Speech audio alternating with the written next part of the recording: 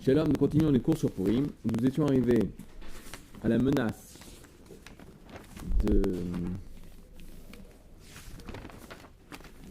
Nebuchadnezzar qui avait forcé le monde entier à se prosterner.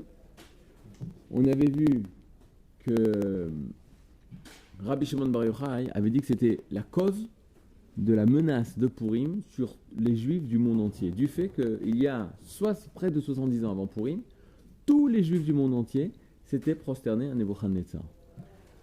Est-ce qu'il s'était prosterné à lui? Non, il s'était prosterné devant sa fameuse statue d'or. Sa statue d'or, en fait, représentait la volonté de Nebuchadnezzar, Nabuchodonosor, d'installer son royaume de Babel pour l'éternité. À cause du rêve qu'il avait fait, il avait rêvé la tête d'or, le corps d'argent, etc., qui représentait la succession des nations. Et Daniel lui avait donc dévoilé que... Tiens, prends une feuille. Attends, 2 secondes. Il n'y a plus de feuilles. Shalom. Installez-vous. Il n'y a pas de feuille. Ça, c'est une autre feuille, ça. Installez-vous, asseyez-vous. Vous pouvez être partie du film. C'est Purim. Non, mais c'est bien, ta mère, elle va te voir, c'est pour ça.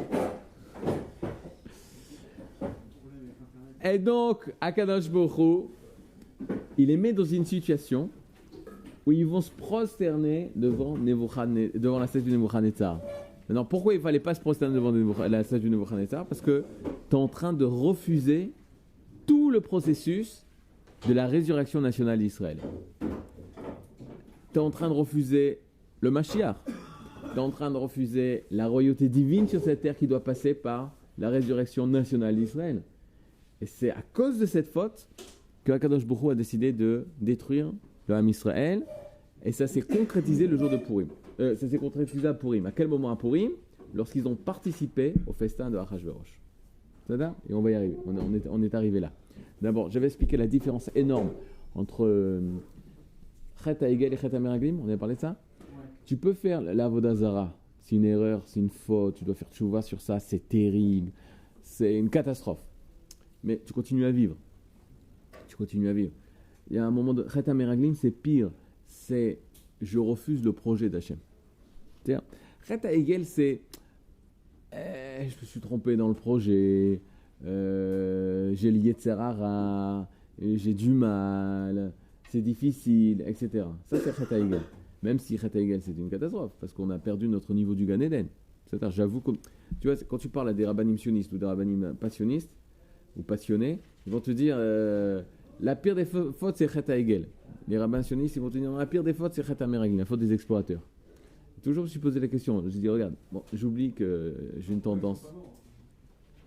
Où ça, ils sont pas morts? Chet HaEgel? Ouais, ça, c'est la réponse que les rabbins sionistes ils vont dire, je suis d'accord. Mais qu'est-ce que ça veut dire, ils sont pas morts? C'est-à-dire, dans le Vaudor, il y a un gros problème dans le Vaudor. Moi, j'ai un gros problème par rapport à ça, parce qu'on dit qu'on était arrivé à réparer la faute de Adam Rishon. D'accord? C'est-à-dire qu'on avait retrouvé le Matzav, la situation du Gan Eden. Il n'y avait plus la mort sur la terre quand on a reçu la Torah. Donc quand on fait Chet HaEgel, c'est très, très dur. C'est-à-dire on redevient mortel. D'immortel qu'on était au moment de Matan Torah, on devient mortel. C'est une chute ou c'est pas une chute? C'est une chute très, très importante. Malgré tout, comme tu dis, mais alors pourquoi Hachem ne les a pas tous détruits? Parce que c'est une faute, tu comprends? C'est une faute, il faut que tu répares la faute. Midouk. Tandis que Chet HaMeraglim, la faute des explorateurs, c'est une faute, mais c'est plus qu'une faute. C'est tu dis je démissionne. Il y a une différence entre une personne qui dit je démissionne et une personne qui dit j'arrive pas. J'arrive pas, alors on va te renvoyer, te préparer, te truc, te machin. Mais là, la faute des explorateurs, c'est on refuse le projet. Non, je veux pas cette mission. Refuser la mission, c'est disparaître. Donc, Nachon, cette même génération, elle a disparu. Parce que ça a exprimé extérieurement ce qui était à l'intérieur d'eux. Je démissionne. Niftar. Démissionner en hybride, ça veut dire niftar. Ils changeaient Dieu pour prendre un Dieu en vous, c'est pas démissionner ça aussi? Pour le prendre un Dieu en faux. Non, c'est pas ce qu'ils ont fait. Ils ont dit Elo Elokecha Israël. Tu veux quand même un Dieu? Ils cherchaient Moshe, ils remplaçaient Moshe. Ils cherchaient à remplacer Moshe. C'est une erreur. Hein. Ils ont divinisé un truc qui n'était pas. Ils n'avaient pas le droit de diviniser. Mais c'est une erreur. C'est une erreur. avec ce veau, avec ce dieu. Non, il pensait qu'avec ce veau-là, ce veau d'or, il allait leur permettre de s'approcher d'Hachem. Parce qu'ils pensaient que Moshe était mort. Le Satan, il leur montre Moshe mort. Il va dire, alors, qui c'est qui va nous diriger, comme tu dis, pour entrer en Eretz Israël, pour être proche d'Hachem? Mais ce veau-là, il va nous donner cette force-là, on va le diviniser. C'est une erreur, je n'ai pas dit que ce n'est pas une erreur. C'est une erreur grave. Comment tu peux faire une chose comme ça, etc. Mais c'est comment tu peux faire une chose comme ça, tu restes mon fils et je vais t'éduquer. Tandis que la faute des explorateurs, c'est je veux pas la mission. Hachem, tu m'as donné une mission d'entrer en Eretz Israël pour faire un état et tout ça, etc. Non, je veux pas. Alors, démissionner, c'est mourir à ce niveau-là. Parce qu'on t'a créé pour ça. Tu vois, on t'a créé pour ça. C'est comme une personne qui dit je démissionne, je veux plus être un homme. Alors, les gens, ils pensent je veux plus être un homme, donc je vais être un animal. Un homme, il peut dire je veux plus être homme, je veux être un animal. Si tu te comportes comme un animal alors que tu es un homme, tu es chayav mita. On doit te tuer pour ça. Un nazi qui se comporte comme un animal. C'est-à-dire qui tombe au niveau animal, de cruauté, etc. etc. Tu ne peux plus vivre parce que tu démissionnes de le truc là. Mais tu es un homme. Si tu es un animal, tu ne vas pas mourir, on ne va pas tuer un animal pour ça. Tout ça pour vous dire que c'est plus démissionner dans ce sens-là. Maintenant, Achashverosh, lui, il fête. C'est une messima difficile, une mission aujourd'hui difficile, parce que c'est long, et vous n'avez pas mangé, c'est le jeûne d'Esther, et on doit finir. Alors aidez-moi, on y va. Achashverosh, lui, il sait tout ça. Qu'est-ce qu'il sait? Il sait qu'à Kadosh Baruch Hu, il y a un kitrouk sur le Ham Israël. Le Ham Israël est en mauvaise posture. La preuve, c'est qu'il réussit à faire son mishté, à s'habiller Achashverosh avec les habits du Kohen Gadol, à manger dans les kilim du Beth Amikdash. Et qu'est-ce qui se passe? Rien. Il reste vivant. Qu'est-ce qui s'est passé la dernière fois qu'un roi il a porté les bigdés Kohen Gadol, les habits du Kohen Gadol?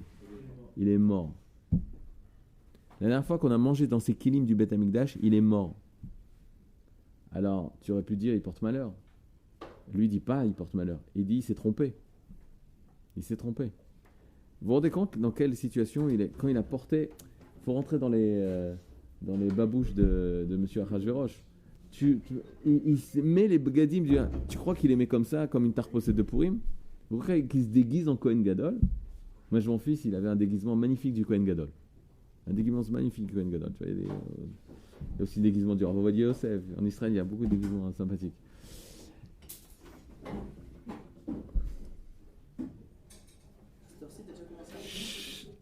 Lorsque il met les habits du Kohen Gadol, vous croyez qu'il est en pleine parade de Purim, il est en train de se déguiser? Il sait que si il met ses habits et qu'il n'est pas apte à porter ses habits, ça veut dire quoi?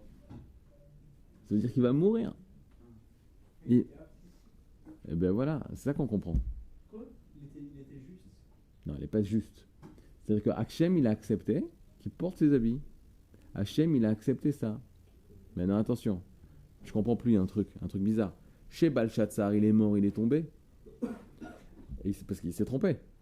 Mais tu peux dire la même chose de Achashverosh, lui aussi il s'est trompé. Puisqu'à la fin, on va revenir, etc. Alors faites très attention. Au moment où Balshazzar, il fait sa Séouda, le Ham Israël, il semblerait qu'il n'avait aucune possibilité de sortir de la faute du Tselem. Il ne pouvait pas réparer cette faute. Par contre, dans la Séouda que Achashverosh va faire, et que les Juifs ont participé à ça, alors là, les Juifs, ils ont fait une faute qui a scellé la faute qu'ils avaient faite 70 ans avant. Et qu'à ce moment-là du Mishté, ils étaient chayav klaya. Ils étaient chayav d'une extermination. Et c'est parce qu'ils étaient chayav d'une extermination, si on est chayav klaya, alors qui c'est qui prend notre place? C'est Achashverosh. Donc il doit rester vivant. Vous avez compris le truc? Quand Achashverosh il fait son festin. Avant le festin, il a quand même mis. Ah ça je sais pas.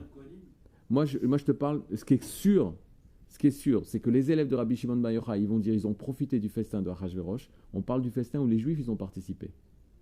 Là-bas, il va devant les Juifs, il va sortir les kelim du Beth Amikdash. Il va porter les habits du Kohen Gadol, il va s'asseoir sur le trône de Shlomo, etc. C'est-à-dire, et là, ils ont été chayav d'une klaya. Là, ils ont été chayav d'une extermination. Pourquoi? Ça veut dire que si eux, ils sont chayav d'une extermination, c'est-à-dire que lui, il a gagné. Et la preuve, c'est quoi? C'est qu'il n'est pas mort d'avoir porté ses habits. Pourquoi ça? Parce qu'on est après Koresh. C'est ça qui veut. C'est aussi que lui, il était propice. Ok, ben voilà. C'est ça le truc. C'est comme ça. C'est parce que l'âme Israël, il est chayav klaya, lui, il est chayav chaim. Parce que sinon, c'était comme Balshazzar. Et c'est ce que disent les Chachamim. Maintenant, dans cette Séouda, maintenant, viens, prends le truc, parce que tu m'as pris par rapport à quel moment exactement il a mis. Même si tu prends les 6 mois où il a fait la fête, et la semaine où il a fait le Mishté pour les Juifs, de Shushan et toutes les provinces et les peuples de Shushan. Vous faites deux différences entre les deux Mishtés. Il y a les 6 mois avec les Goïm, ensuite une semaine pour le peuple et tous les peuples. Donc toute cette partie-là. Alors justement. Il portait les habits du Kohen Gadol, le premier. Alors, du second. Tu prends ça comme une miksha achat. Il faut prendre ça comme une seule et même mishté. La kavana de ce mishté. Kadosh Baruch Hu, il savait c'était quoi la situation de l'Israël. Kadosh Baruch Hu, 2 secondes. Non. Kadosh Baruch Hu, il savait c'était quoi la situation de l'Israël parce qu'on est après Koresh. C'est pas ça le cas de Balshazzar. On est après Koresh. On est après quand Kadosh Baruch Hu nous rappelle de retourner en Eretz Israël. On est après le fait que les Juifs, ils auraient dû tous monter en Eretz Israël à ce moment-là. Bien avant Achashverosh. Donc, il y a une chute là. Il y a une chute d'Israël déjà. Balshazzar, c'est avant Koresh. Il n'y a pas l'appel de retourner en Eretz Israël. Pas Kadosh Baruch Hu, il n'est pas passé par Paro, il n'est pas passé par Koresh ou Balfour en disant allez les Juifs, il faut remonter. Ils n'avaient pas la permission de remonter. Achashverosh, quand il fait son mishté, c'est déjà que l'homme Israël, il perd. Il fait tout son mishté. Son mishté, tout son but, c'est justement pour fêter ça. Ils meurent vraiment à l'Israël là, ou ils sont juste. Ils sont coupables de mort. Ouais, mais ils ont pas Là, on est là. D'accord. Maintenant, pourquoi c'est quoi la truc? C'est que le Xardin, il a été donné. C'est comme si le juge, il dit, ça y est, ils sont chayav.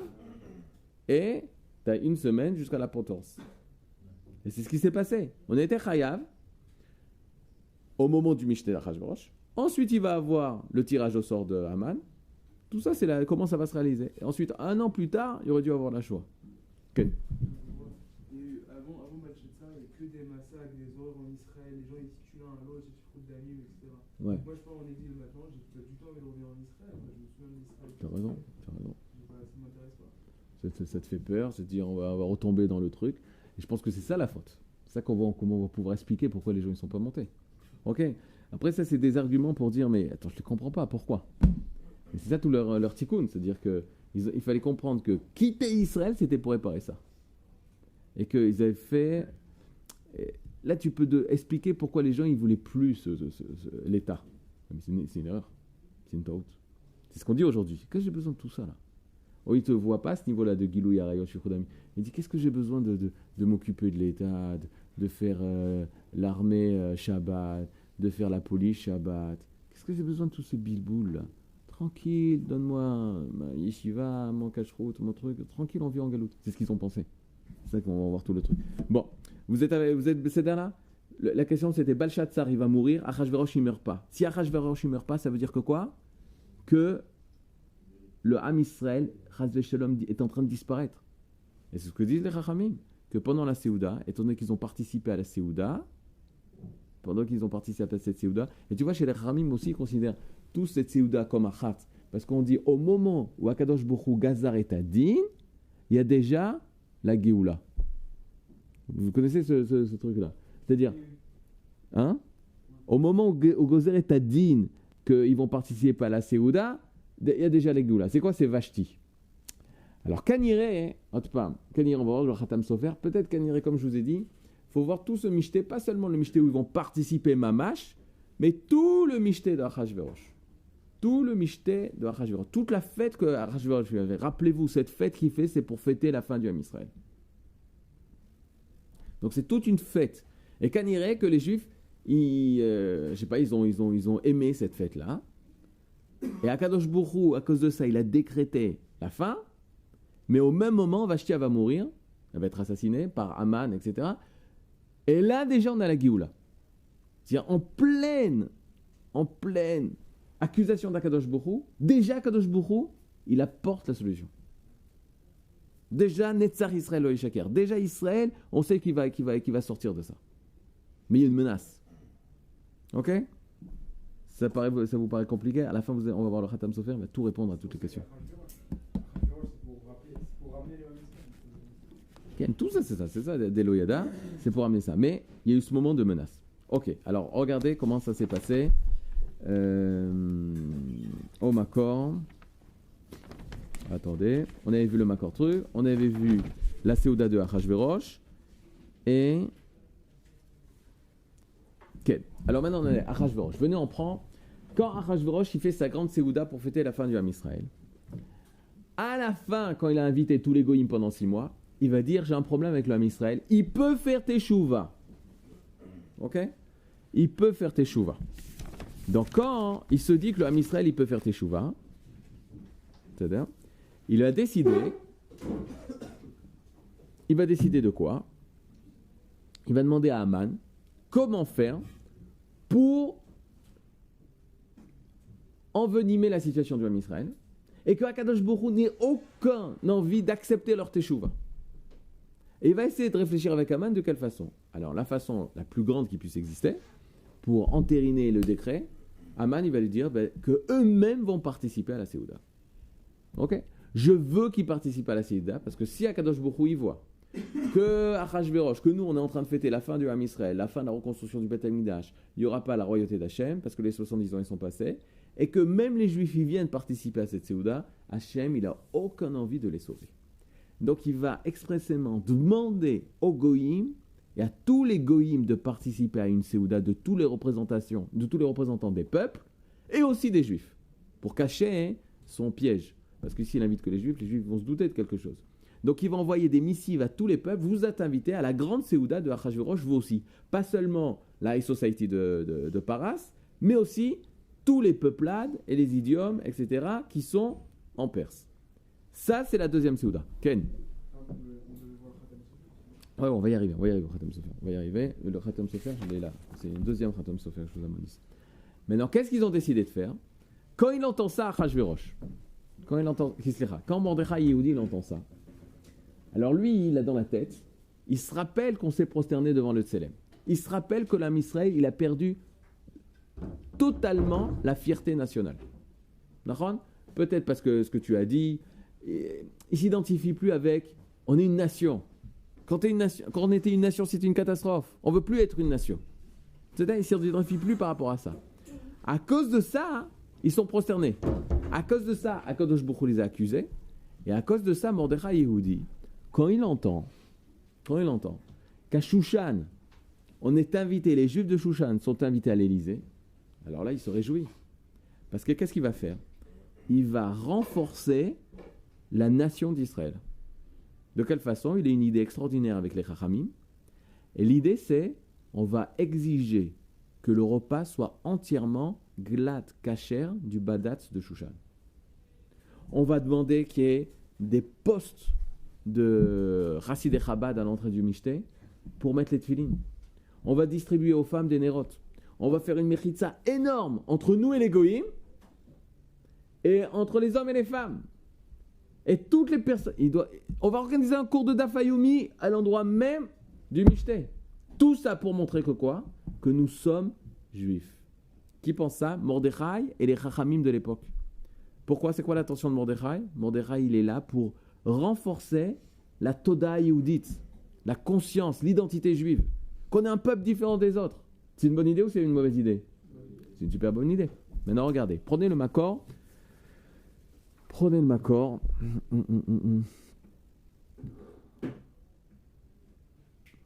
Ah, il n'y a pas le Makor. Ouais, Makor 40. Makor 40.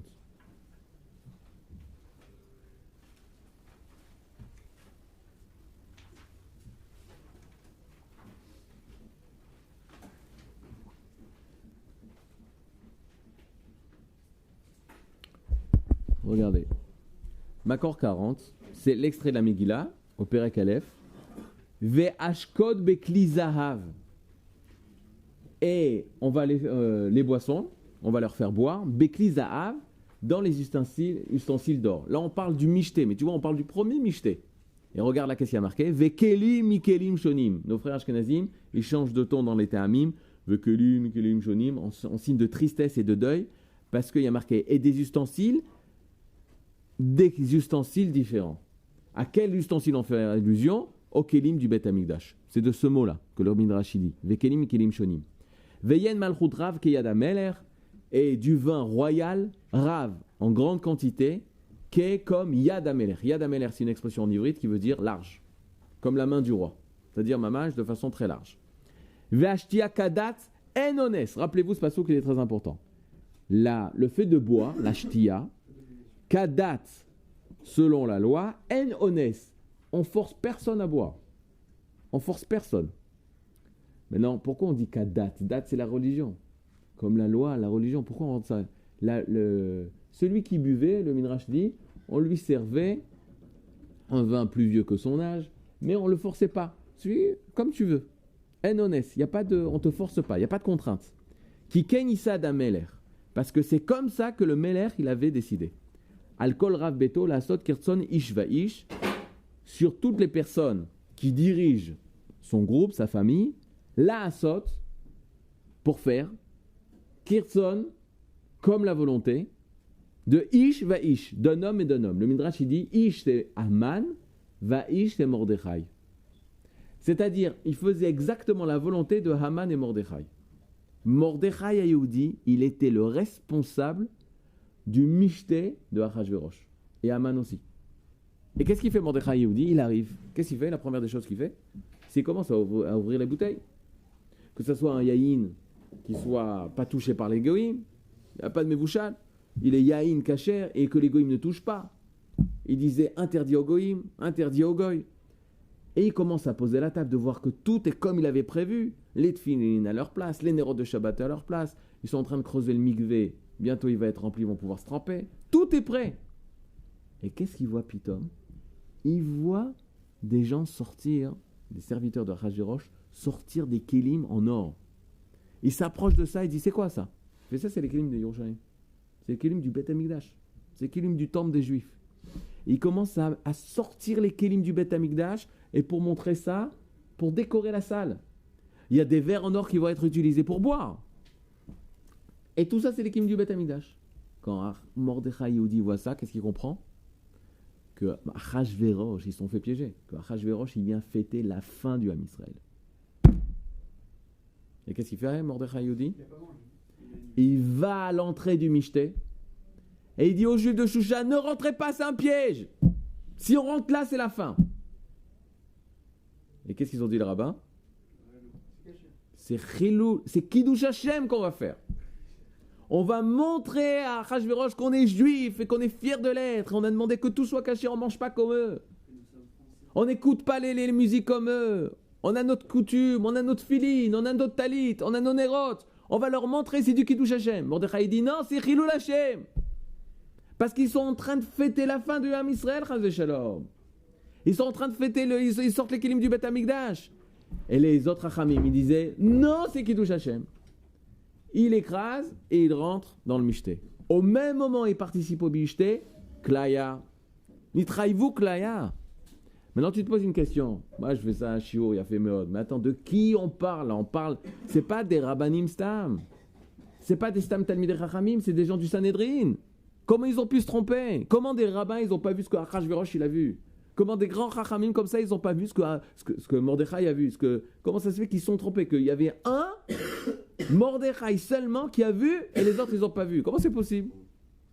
D'abord, ça nous rappelle une chose très importante, que dans tout ce qui concerne le peuple d'Israël et Eretz Israël, c'est souvent la minorité des Chachamim qui ont raison.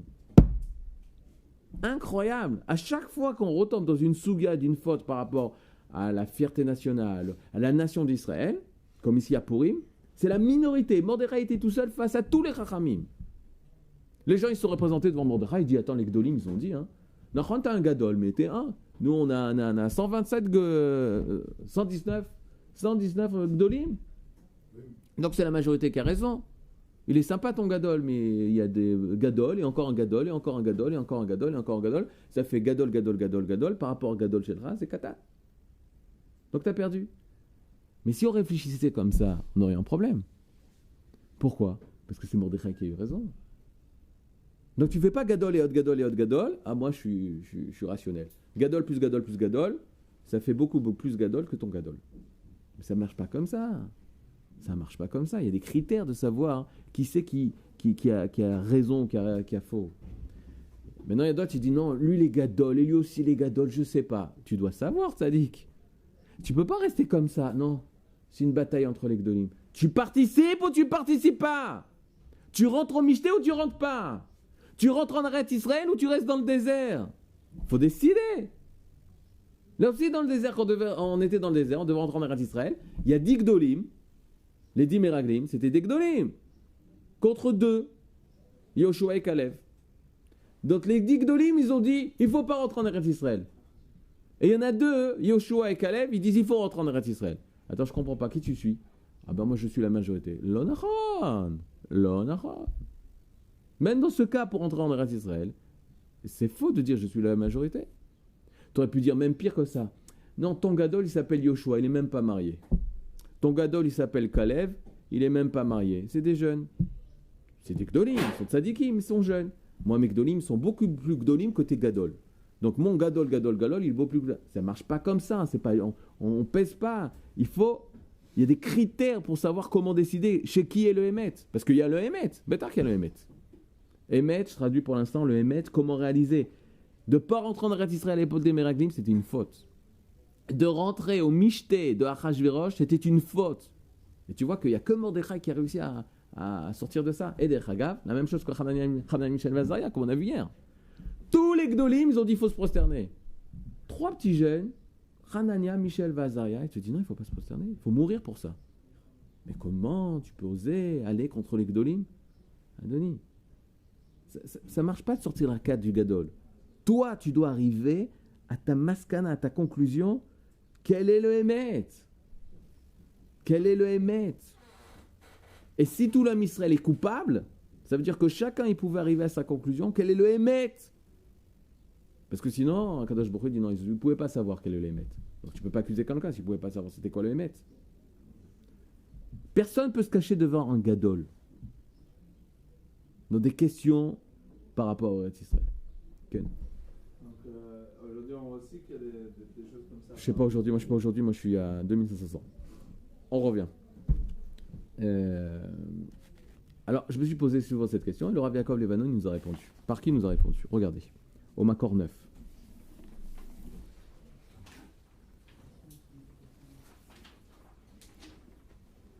Makor 9. Rabbi Tzadok de Lublin. La ville Lublin. Rabbi Tzadok de Lublin. Ok, Rabbi Tzadok de Lublin, bon, pas besoin de le présenter. Bon. Anak Sheba Anakim. Le 9. Makor 9. Alors regardez qu'est-ce qu'il dit. Ki le'echol ve'lishtot dvarim asurim vadaï hayu mosrim atzmam al ze. Vedavar kal haya lahem ki hayu sham gdolei Israël ve'tzadikim gemurim. Si Achashverosh, il avait dit à tous ces juifs, religieux, rabbanim, etc., vous devez manger du chazir. Qu'est-ce qu'ils auraient fait? Ils auraient mangé? Ben non, ils n'auraient pas mangé, ils seraient morts pour ça, c'était tzadikim. Si Achashverosh, il avait dit, vous devez arrêter de vous lever à la tfila, shacharit, ils auraient dit non, je meurs pour ça. Je préfère mourir que pas me lever pour la tfila. S'il avait dit, vous allez faire du havak la shonara. Maintenant, on a tous là, les rabbins, vous allez faire du havak la shonara. C'est quoi havak la shonara? C'est même pas la shonara, c'est la poussière la shonara. Ah ouais, c'est toujours bon chez la famille Cohen. Ben bien sûr, ils ont toujours beaucoup de viande. C'est du havak la shonara, peut-être même c'est très karov du la shonara. Marloquette, est-ce que c'est havak, est-ce que c'est du la shonara mamash? Si Achashverosh il les avait obligés de dire des phrases comme ça, qu'est-ce qu'ils auraient fait? Ils seraient jetés dans le feu pour pas faire une avéra comme ça. Donc Rabbi Tzadok de Lublin, il te dit, attends 2 secondes, sache que ce que Achashverosh il a fait, c'est très serpent, c'est nachashi, c'est très tordu, c'est très, pas tordu, c'est très rusé, c'est hyper intelligent. Parce qu'il veut qu'ils viennent à la Séouda. Donc il fait un piège énorme, il leur fait croire que c'est un Kiddush Hashem ce qu'ils vont faire. C'est fort, c'est rusé de sa part. Et regardez qu'est-ce qu'il dit. Vanisayon. Et l'épreuve pour ces sages-là, Ayarak bedavar shen bo isur mevorar kolkar. c'est sur un sujet sur lequel on n'est pas sûr. On n'est pas sûr, c'est trouble. Est-ce qu'il faut aller à la Séouda ou pas aller à la Séouda? Il n'y a pas marqué dans le Shulchan Aruch, tu iras à la Séouda ou tu n'iras pas à la Séouda d'Achashverosh. C'est pas marqué.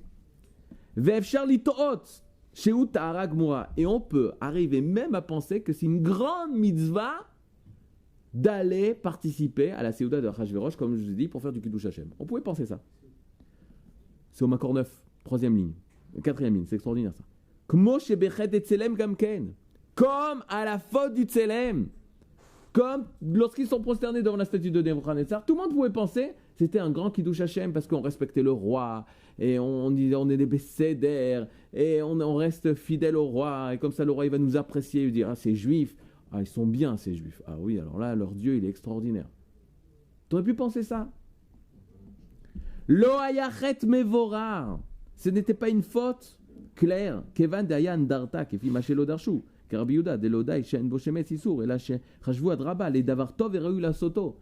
donné que ce n'était pas Avodazara, les Chachamim de l'époque, ils ont dit, mais qu'est-ce qu'il y a de se lever lorsqu'on entend la Marseillaise?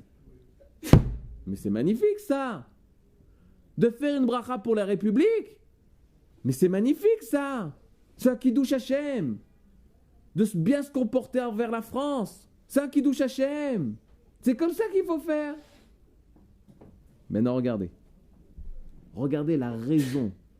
La raison comment des grands rabbins comme ça peuvent se tromper. D'après vous, allez, je vous laisse deviner. Comment un grand rabb peut se tromper dans des questions comme ça? Il ne connaît pas, peut-être. Mais non, moi j'ai un problème par rapport à ça. Les rabbins d'aujourd'hui, tu as raison, ils ne connaissent pas. Point. Ceux qui habitent en dehors du pays d'Israël, ils ne connaissent pas. D'accord. Mais on parle des gens qui ont connu ça. C'était le Sanhedrin. On parle de, tu comprends, c'est pas des grands qui ont connu Eretz Israël. D'accord. Alors comme David, il a soulevé tout à l'heure, il a dit, mais ils ont connu le meurtre, le truc, le machin. Oui, mais ils connaissent quoi. Ils savent ce que c'est Israël. Est-ce que c'est Vasra les Gogel, je ferai de toi une grande nation. Ken? Est-ce que, parce que vous dites, des fois, on peut croire que c'est du Kiddush Hashem alors que c'est une faute. En vérité, il y a un temps où c'était vraiment du Kiddush Hashem. Ouais. Et là, elle est là, l'ambiguïté. L'ambiguïté, elle est là. Mais comment maintenant ils ont pu se tromper? Ils pensaient que c'était le moment de faire Kiddush Hashem. Quand il y a l'arrivée de la Géoula, on ne sait pas exactement. Attends, là, j'ai une coucha par rapport à ça. Parce que Parce que même si tu n'es pas dans le moment qu'il faut retourner en Eretz Israël, et c'était le cas du Tselem, tu n'avais pas le droit de te prosterner. Même si on part en galoute, Hachem il nous veut plus, il dit dors! Qui dit Yerushalayim? Il prend les Lévim, il dit déportation. Il se coupe les doigts pour ne pas jouer de la musique face au Goïm. Il y a des choses qui restent quand même. D'accord, mais la loi d'honorer la République Je ne vais pas faire un cours sur ça, mais je vais te dire, ça n'a rien à voir avec ce qu'on pense. Ça n'a rien à voir avec ce qu'on pense. Tous les psukim, il faut voir dans la bracha, tous les psukim, c'est des psukim bizarres. Ça risque de faire des problèmes sur Internet. C'est pas si le fait que c'est la première fois que ça arrive dans l'histoire. Donc ils n'ont pas de recul par rapport à ça. Tu as raison. Ouais, Tu as raison. Tu as raison. Tu as raison. Mais c'est ça, moi je pense que c'est ça le drame. Le drame, c'est ça. Ils sont en train de perdre quelque chose là. Ils perdent une dimension totale de leur vie. Ils perdent une dimension, si vous avez écouté le cours du Rav Non, on fera ça le jour du Mishneh Bezrat Hashem, il y a une tardema. Ils oublient, ils s'endorment. Il y a une tardema, yeshno am. Yeshno am mefuzar mefurad. Yeshno am echad mefuzar mefurad ben ha'amim. Ça commence comme ça, la Megillah. Ils dorment. Le Ham Israël, il est en torpeur. Il est en train de dormir. Parce qu'il va naître quelque chose de nouveau. On va séparer, 2 secondes. On va séparer l'homme et la femme. Si on est en train de séparer pour mieux se retrouver. Là, on est dans la période de la torpeur. Tu as raison. Mais c'est ça. C'est là où je veux mettre le point. Ça ne veut pas dire qu'ils n'ont pas de pré-Rofshit. Ils ont de la pré-Rofshit et ils sont en train de perdre cette dimension-là. Ils s'oublient. On n'est plus une nation, on est une religion. Ça, c'est tout le passage. Mais comment des grands rabbins ils peuvent arriver à cette erreur-là, de ne pas avoir ce rouge-là, de ne pas sentir qu'on est une nation et fier de l'être, et la nation d'Hachem? Comment ils peuvent perdre ça alors qu'ils sont Torah, eux? Ken? C'est la première fois peut-être qu'on leur fait croire que oui, effectivement, c'est hors la goyim. En faisant ce Mishneh, c'est une manière de... Oui, mais comment ils peuvent se tromper? Mais c'est une erreur. Tu aurais dû voir comme Mordechai. Je suis déjà dans Purim, je confonds Achashverosh et Mordechai. Tu aurais dû voir comme Mordechai que c'est un Chilul Hashem. Oui, c'est comme ça. C'est un Hiloul Hachem, ce qui est en train de se passer. Et tu aurais dû voir, t'es un rave, tu vas pas te tromper. Non, il y a un moment, écoutez bien cette phrase, elle est dure. Il y a un moment où une personne, elle peut être Torah et Amalek, il t'a pétrifié. Il t'a pétrifié. T'as l'impression que cette personne qui est en face de toi, waouh, c'est une personne de Torah, et lui aussi, et c'est un monde de Torah, il a été totalement pétrifié. C'est comme le venin d'une arrache qui a pénétré en lui. Mais c'est quoi ce venin? Qu'est-ce qu'ils ont dit? Ken. C'est que Achashverosh, il n'a pas obligé à manger à boire, mais il les a obligés à venir au festin. Non, il les a invités au festin. Ils auraient pu faire comme Achashverosh. Ils auraient pu dire non. Ils auraient pu dire non, mais ce qu'il a fait Mordechai. C'est pas une loi de venir. Peut-être, mais si tu penses que c'est Chilul Hashem, C'est pas ça, parce que si Achashverosh il a dit arrêtez de mettre les tefilines, je meurs pour ça. Venez au festin et tu penses c'est Chilul Hashem, je meurs pour ça. Eux ils ont dit non, c'est une mitzvah. Est-ce que c'est pour une personne? Donc leur, attendez, je suis en train de te dire, excuse-moi Dan, je voilà, cherchais la phrase tout à l'heure. Ils ont une Torah chez Baal Pé qui est morte. C'est quoi Torah chez Baal Pé? Torah chez Baal Pé, c'est un nouvel événement qui s'est passé. Et tu dois maintenant dire qu'est-ce que le Ratson d'Hachem. Qu'est-ce que veut Hachem? Ça, Torah chez Baal Pé. Nouvelle situation, la Torah elle sort de toi. C'est-à-dire, pitom, toi t'es Torah, et tu vas dire, tu vas avec ta Chochma, ta Yirat Shamayim, tout, tu vas sortir le psak. Qu'est-ce qu'il faut faire? Quel est l'acte par lequel Akadosh Baruch Hu, il veut se dévoiler? Mordechai Yehudi, la Torah chez Baal Pé, elle est restée intacte, et chez le reste des Chachamim, elle a été Meshubeshet. Comment on traduit Meshubeshet? Je ne sais pas. Elle était Meshubash, c'est-à-dire c'est totalement faux. C'est du faux, c'est du sheker ce qu'ils font. Ça marche ou pas? Faites pas ses têtes. C'est du Meshubash, c'est-à-dire c'est interféré, perturbé totalement, mais c'est plus de la Torah, c'est plus de Torah chez Baal Pé. C'est pas Elou, Velou, Divrei Elokim Chaim. Ceux-ci, ils ont. Mordechai, il a raison. Et eux, ils ont raison. Non, ils ont tort. Hachem, il va voir, il va les dire Klaya. Vous comprenez? Faut être dur des fois. Pas envers les hommes, envers les pensées. Faut analyser. C'est une Torah chez Baal Pé qui a été totalement pétrifiée. Il n'y a plus de Torah chez Baal Pé chez ces Chachamim. Qu'est-ce qui empêche à la Torah chez Baal Pé de se dévoiler comme il faut? Alors regardez, 2 secondes. Après, si tu me dis si c'est ce que tu voulais dire. Même, vous l'avez? Ou même. Où il est Shemuel? S'il y avait Shmuel, Makam alors. Ou même. Ou Mikol Makom. Vous l'avez tous ce truc? Parce que c'est. Si c'était pas Rabbi Tzadok, je vous le dis, on aurait dit oui, bon, peut-être. Reb Tzadok, il écrit ça, mes fourrages. Ou Mikol Makom, quoi qu'il en soit. Ilou, c'est quoi Ilou? Si. Haya. S'il y avait, en tout cas, Qu'est-ce qui vous arrive là? C'est le jeune? Vous n'avez pas mangé le petit déjeuner? Haya, s'il était Libam. Ah non, on n'a pas le texte. Vous n'avez pas le texte? Attends, ça tu peux l'avoir. Mais non, parce que ça, c'est mes corottes, tu peux l'avoir ici. Macor 9. Si leur cœur avait été propre. Totalement. Si leur cœur avait été propre. Macor 9, prenez, parce que ça me fait de la peine. Mais parce que ça, c'est d'autres mes corottes. C'est vrai qu'il n'y a pas tout, mais là, c'est l'Afrique sur le temps, il y a. On est au Macor 9. On est la 4e ligne avant la fin, du 9. Ou Mikol Makom, c'est souligné. Ilou, si, Aya Libam Naki, si leur cœur, il était propre. Naki, Nikayon, propre, totalement propre, comme les chambres du Machon Mir. Les gamres total. De quoi? Mi Pachad Ameler. C'est quoi Pachad Ameler? De la peur du roi. Vadaï Chachamim Komotam lo ayutoim bechar. C'est clair que des grands sages comme eux ne pouvaient pas se tromper. Vayuyodrim lidrosh Rabbi Yehuda, bon c'est sur le Missir Neche. Aval kol taout ou, mais toutes leurs erreurs,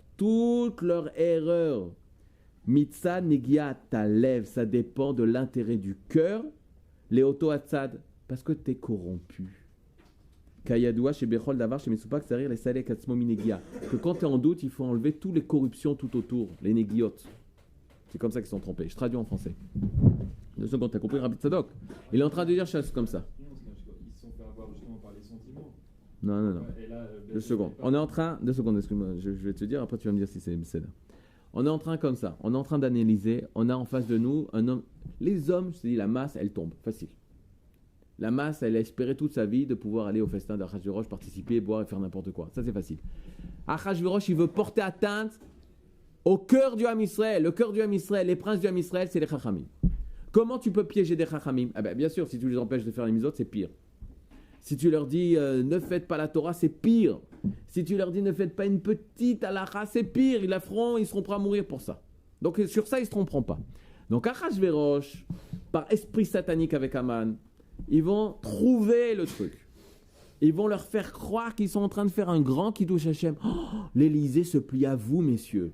Je vous apporte du Ochel Kacher comme vous voulez pour respecter votre religion. On respecte votre religion et vos lieux de culte et on les protège et on vous aime, on vous respecte comme vous êtes. Oh là là, c'est extraordinaire. Ça, c'est ce qu'Achashverosh il fait ça. Donc, dans les yeux des Juifs de Shushan, waouh, Kiddush Hashem.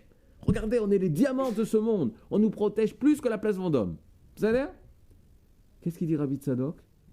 Ils se sont trompés dans la Torah. Si un ingénieur, il se trompe, il a fait la tour de Pise. Au lieu qu'elle soit comme ça, il a fait comme ça. Il s'est trompé, Nachon. Ouais, c'est trompé. Tu détruis, tu reconstruis. Un ingénieur qui se trompe, tu détruis, tu reconstruis. Là, on parle des Chachamim qui se trompent. Ça veut dire quoi? La Torah, elle est Béchou Béchet. Il n'y a pas de Torah. C'est pas Torah. C'est pas Torah. C'est une Torah chez Béalpé qui est fausse. C'est la Torah. C'est pas Torah. La Torah n'existe plus. Ils sont trompés. Comprenez ça? Par rapport à quoi? Par rapport à... Mais non, oui. Ils croyaient que c'est du Kiddush Hashem, c'était du plus grand Kiddush Hashem qui puisse exister. Maintenant, le Rabbi Tzadok, il dit, mais comment des grands Haramim comme ça, ils peuvent se tromper? Ils connaissent le chasse par cœur, ils connaissent le Mishnayot par cœur, ils connaissent la Lacha par cœur, ils connaissent tout par cœur, ils connaissent tout, c'est des Haramim. Ils sont pleins d'Yirat Shamaim, plus que ça. Accrochez-vous, là, c'est pas... On n'est pas en train de parler des petits Talmidei Haramim qu'on étudie un petit peu, ou des petits gens qui savent ouvrir une Gemara. Je parle pas de ça, je parle des gens, ils ont de la Yirat Shamaim, oui. Ils ont Avat Hashem, oui. Ils sont prêts à mourir pour pas dire du Lachon Hara. Ils n'ont pas droit à Kodesh? Voilà. Ils sont arrivés à un moment où, Adonis, ils sont arrivés à un moment où ils sont déconnectés. Ils sont déconnectés de lui. Allô? Qu'est-ce qu'on doit faire? Tut. Et eux, ils pensaient qu'ils étaient encore connectés. C'est grave. Maintenant, il est tzaddik. Bétar qu'il est tzaddik. Il a Avat Hashem. Mais en tant que maintenant, il va sortir sa psycha, il peut pas parce que ce qu'il dit, c'est pas Torah. Comprenez? Donc c'est plus un tzaddik. C'est un tzaddik. Bah non, il va à l'encontre de Slavon. Il s'est trompé, il y a un chibouche, il y a une erreur qui est tombée. Alors, mais il doit être conscient de ça, il n'était pas conscient, t'as raison. La faute, c'était parce que ils ont dit, la Torah elle est avec nous, on est Torah. C'est ça l'erreur. L'erreur, il a dit, Hachem, il passe par notre volonté. Hachem, il veut ça. Ça, c'est l'erreur, ça, je suis d'accord. Ils ont fait une avéra, il faut que les appeler tzaddik, tu sais.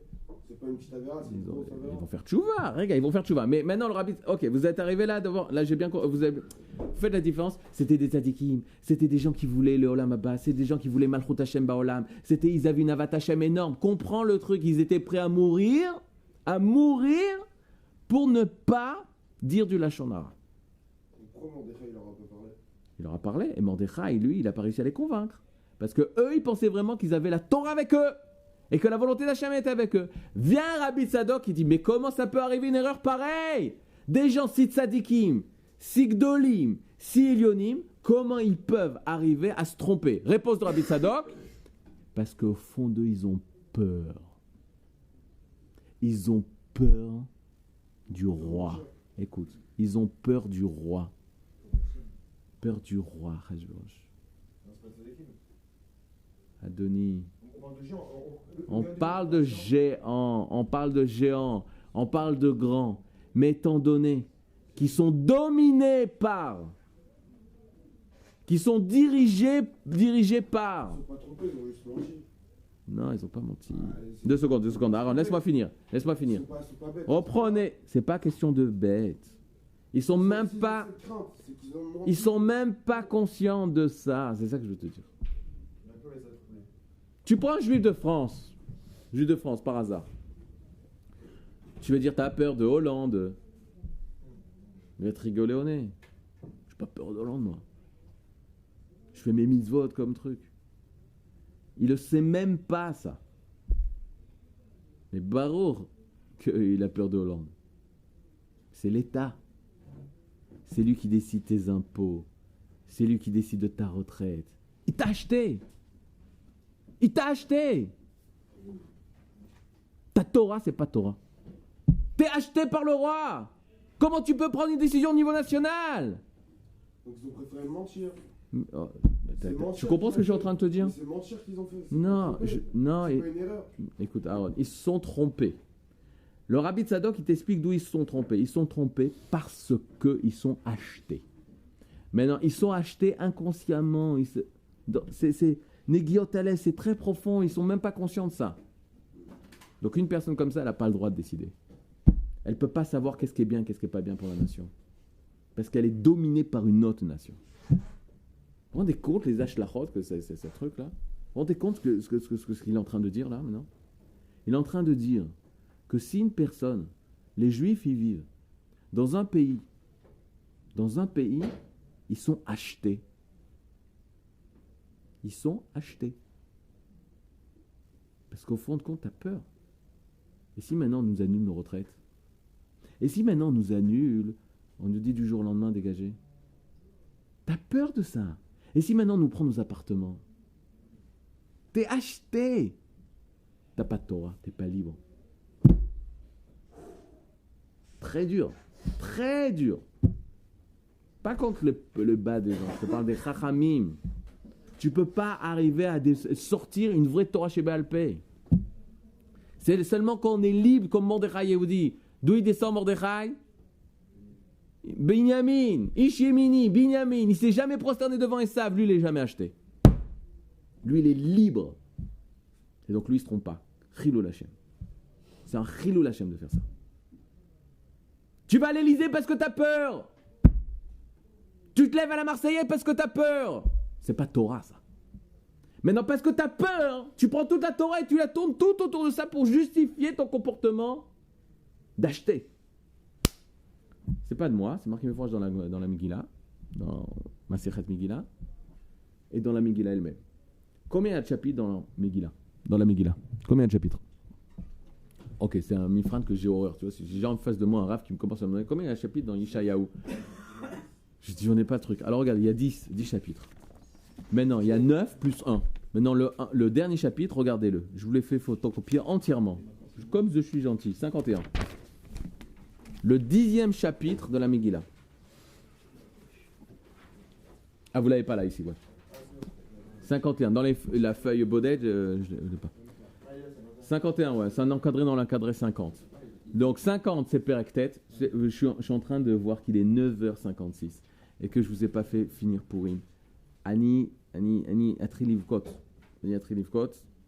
Mais je vais vous raconter tout ça sans voir les Mekorot parce que je suis obligé de finir.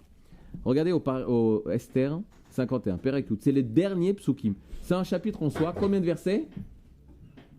3. Bizarre, hein? C'est le minimum de versets qu'on puisse avoir dans un chapitre, dans une paracha. 3 versets. Qu'est-ce qu'ils font? On a gagné, c'est-à-dire on n'a pas été tué. Et regardez qu'est-ce qui se passe. Donc tout est fini. Non, il y a encore 3 versets. Vayasem Amelech Achashverosh, et le roi Achashverosh a mis masse des impôts.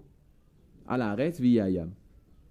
Et Vekol Maset Tokbo Gvurato Varchet Goulat Bandecha, tout est écrit, tout ce qui s'est passé est écrit.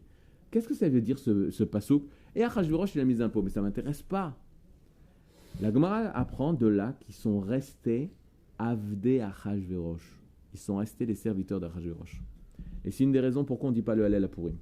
Pourquoi on ne dit pas le Hallel à Pourim? Une des raisons, il y a 3 raisons. Une des raisons, c'est parce que, qu'est-ce que tu dis au Hallel?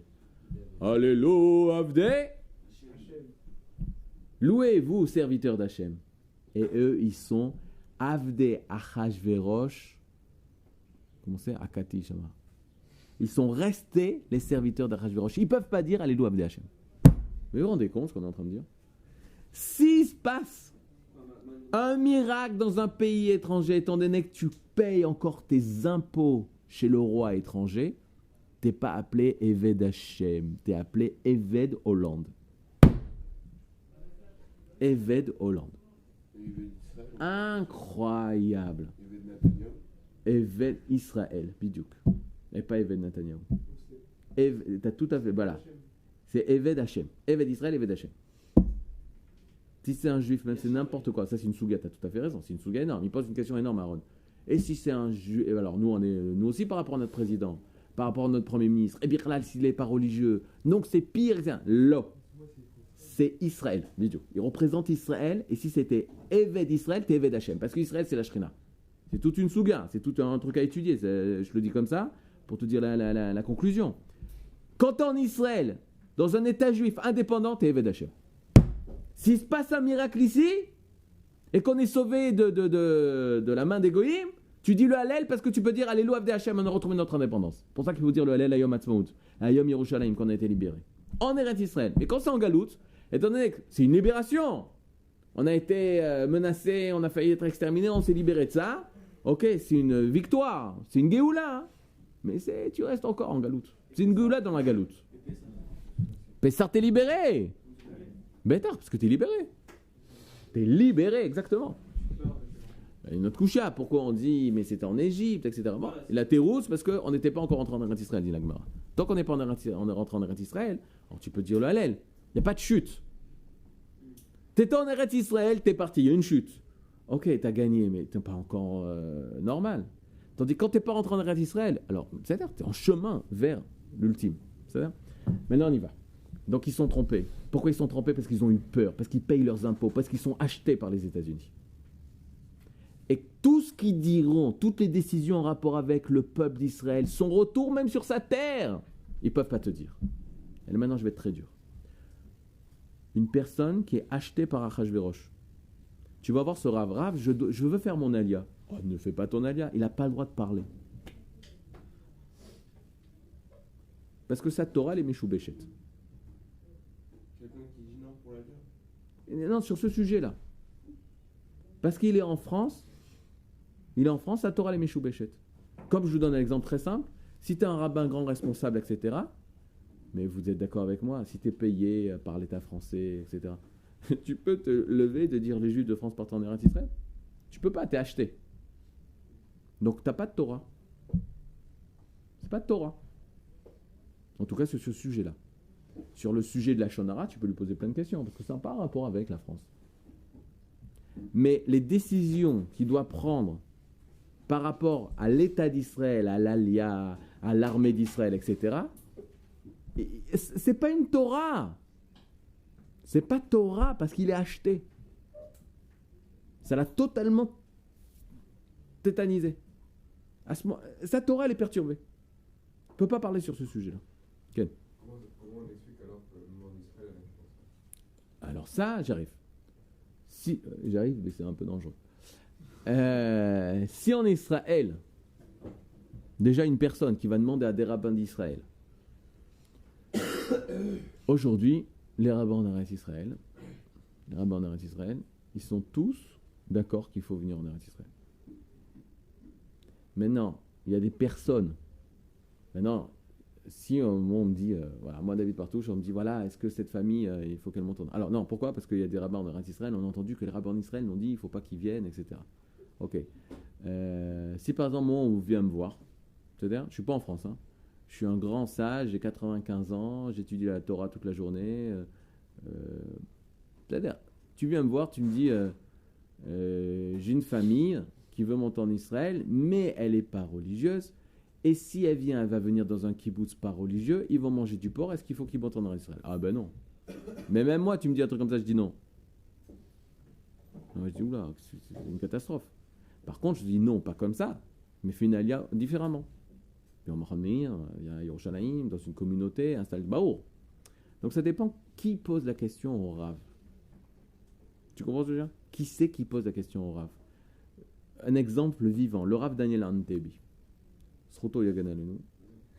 Mitoch Hayav. Vous avez du Srut de...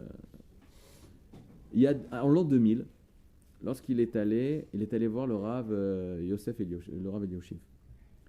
Il est allé voir le Rav Shalom Yosef Eliashiv, Zatzal. Il lui a dit, est-ce que le Rav peut signer pour renforcer l'alliance de France en Israël?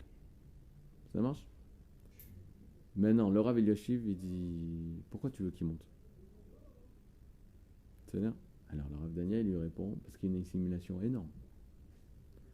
Qu'est-ce qu'il lui a répondu le Rav Eliashiv? Moi je ne connais pas, on m'a dit que non. Des rabbanim de France m'ont dit qu'il n'y avait pas d'assimilation. Et donc, on a peur que s'ils viennent ici, il y ait plein de problèmes, etc. Donc moi, j'ai confiance en ces rabbanim, donc je ne peux pas signer. Mais dans ces rabbanim, c'est des menteurs. Une personne en France qui peut dire qu'il n'y a pas d'assimilation en France, c'est pas un menteur, c'est un menteur de chez menteur, de chez menteur, de tout ce que tu veux. Alors peut-être il a des bonnes kavanotes pour sauver l'âme Israël, pour avoir son olam haba, je sais moi, ses kavanotes pour avoir sa communauté. Peut-être le chemin vers le Guéinam, il est parsemé de bonne volonté. Mais c'est des menteurs. Qui parle à ces rabbanim, qui leur expose les problèmes à ces rabbanim.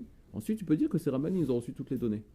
Mais le Rav Ovadia Yosef, qui était proche de la communauté en France, le Rav Mazouz, qui est proche de la communauté française, des gens comme ça, ils te disent bêtard qu'il faut monter. Bêtard qu'il faut monter. Maintenant, il y a d'autres négiotes, pas au niveau des géants, au niveau des petits géants, des petits qui sont grands mais petits. Tu reçois de l'argent d'un grand milliardaire américain. Du jour au lendemain, il fait je vais faire mon allié. Il fait non, bouge pas, reste là-bas, c'est le CEDER, c'est trop, continue à travailler pour nous. Il y a plein de négiotes. Il faut faire attention quand une personne elle donne un sac de savoir qu'il n'y a aucune négia. C'est comme moi si dans ta vie personnelle, est-ce que j'ai enlevé toutes les... Vous comprenez les guillottes? Ça veut dire en ivrite? Comment on dit? Oui, mais c'est...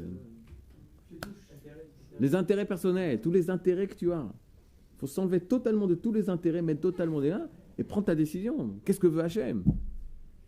Comme par exemple une personne elle décide, voilà, est-ce que j'étudie la Torah ou j'étudie pas la Torah?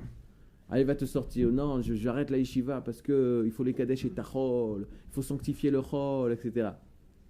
Ouais, bon, c'est-à-dire que même le Rav Kook, il n'a même pas compris. C'est lui qui l'a écrit ça, tu as raison. Il écrit beaucoup sur les kadesh et tachol. Mais même lui, il a continué à étudier la Torah au lieu de commencer à travailler à l'agriculture. Est-ce que c'est vrai chez toi ou c'est... Tu as pris une décision parce que tu as peur de ton avenir, alors tu veux travailler, etc. Et autour de ça, tu mets un Rav Kook, un petit Rabbi Nachman de Breslav, un petit Midrash, un petit truc. C'est dur, quoi. Faut blin et guillotte. Blin et guillotte. Si tu as des négiotes, c'est plus Torah, déjà. Faut faire très attention par rapport à ça. C'est pour l'intérêt collectif. Ah, alors, il faut... Bien sûr. C'est là, vraiment. Mais c'est pas, justement, c'est pas des négiotes ichiotes. Attends, mais je peux comprendre un truc comme ça. Tu te rends compte, dans l'inconscient, au plus profond de toi, tu dis, si je commence à dire du mal de Achashverosh, etc., c'est pas bien. Maintenant, regarde, je t'explique. D'un côté, il y a une contradiction, parce qu'ils sont prêts à mourir pour le Lachon Hara, mais pas pour ça. Parce qu'ils avaient perdu cette dimension, justement. Ils avaient perdu cette dimension, parce que on s'était habitué à plus être une nation, à être une religion, à voir que Hachem dans les mitzvot et la Torah. Plus dans le Inyan du devenir national. On avait oublié ça. Et on arrive au Inyan. Alors on y va. On en est où? Au Mishté. Je finis pour Yves. En 7 minutes. Je ne sais pas si c'est possible, on va y arriver. Ils sont rentrés en Mishté. Parce qu'ils sont rentrés en Mishté, Akadosh Baruch Hu a décidé, touk, top, c'est parti. Mordechai Yehudi, qu'est-ce qu'il décide de faire? Il décide, il faut entraîner une ma'apera, faire tchouva au Am Israël. Mordechai Yehudi, il est au Sha'ar HaMelech. Sha'ar HaMelech, ça n'a rien à voir avec la porte du palais de Buckingham. Et là, il est prince chez Achashverosh. Mordechai Yehudi. Il était le chef d'armée, Aman aussi, il était le chef d'armée de Achashverosh. Donc c'est un prince là-bas. Qu'est-ce qui va se passer? Aman, il va tirer son tirage au sort. Écrivez les dates. 13 Nissan, le 13 Nissan, oui, il tire au sort. Qu'est-ce qu'il tire au sort? Il tire au sort le mois de Hadar. Ok? Et il tire au sort, je pense, où il pile pour. D'accord? Regardez comment ça s'est passé. Regardez au Makor. Je ne l'ai même pas ici. Oui, pile pour ou Agoral. En tout cas, il tire sur le mois, parce qu'on est le 13 Nissan. Il tire le mois. Il va tomber sur le mois de Hadar. Donc, c'est combien de mois après? 11. C'est 12 mois après. Nissan, toute une année en fait. De Nissan jusqu'à Hadar. Ça marche? Donc, 12 mois après, qu'est-ce qu'il prévoit le truc? Ah, parce que... Non, tu as raison. Par rapport au niveau du temps. Au niveau du temps, tu as raison. C'est le 12e mois, mais au niveau du temps, ça a duré 11 mois fois 30 jours. 11 fois 30 jours, tu as raison. Maintenant, il tire le mois d'Adar. On est quel jour? Le 13 Nissan. Donc ça va être, la Shoah, elle va tomber, Chas v'Shalom, le 13 Adar. Donc Nissan, Iyar, Sivan, Tammuz, Av, Elul, Tishrei, Cheshvan, Kislev, Tevet, Shvat, Adar. Il tire ça le 13 Nissan pour une Shoah qui va se passer dans un an qui mate. Purim, c'était. Non. Voilà, c'est ça le truc. Le tirage au sort de Purim, il a été fait le 13 Nissan, l'avant-veille de Pessah, par Haman. Il tire au sort quel mois on va exterminer le Ham Israël. Et il est tombé sur le mois de Hadar, mais de l'année d'après. Quoi, de l'année? De la suite. Du mois qui vient. Non, Nissan, Iyar, Sivan, Tammuz, Av, Elul, Tishrei, Cheshvan, Kislev, Tevet, Shvat, Hadar. Oui, mais Hadar qui vient, c'est dans 11 mois. Ça marche. On y va. Mais non, quand il tire, il dit c'est génial, le mois d'Adar, c'est là où Moshe est mort, etc. Il va voir le 13 Adar, il va voir Haman, il va voir Achashverosh. Ça, c'est la Megillah.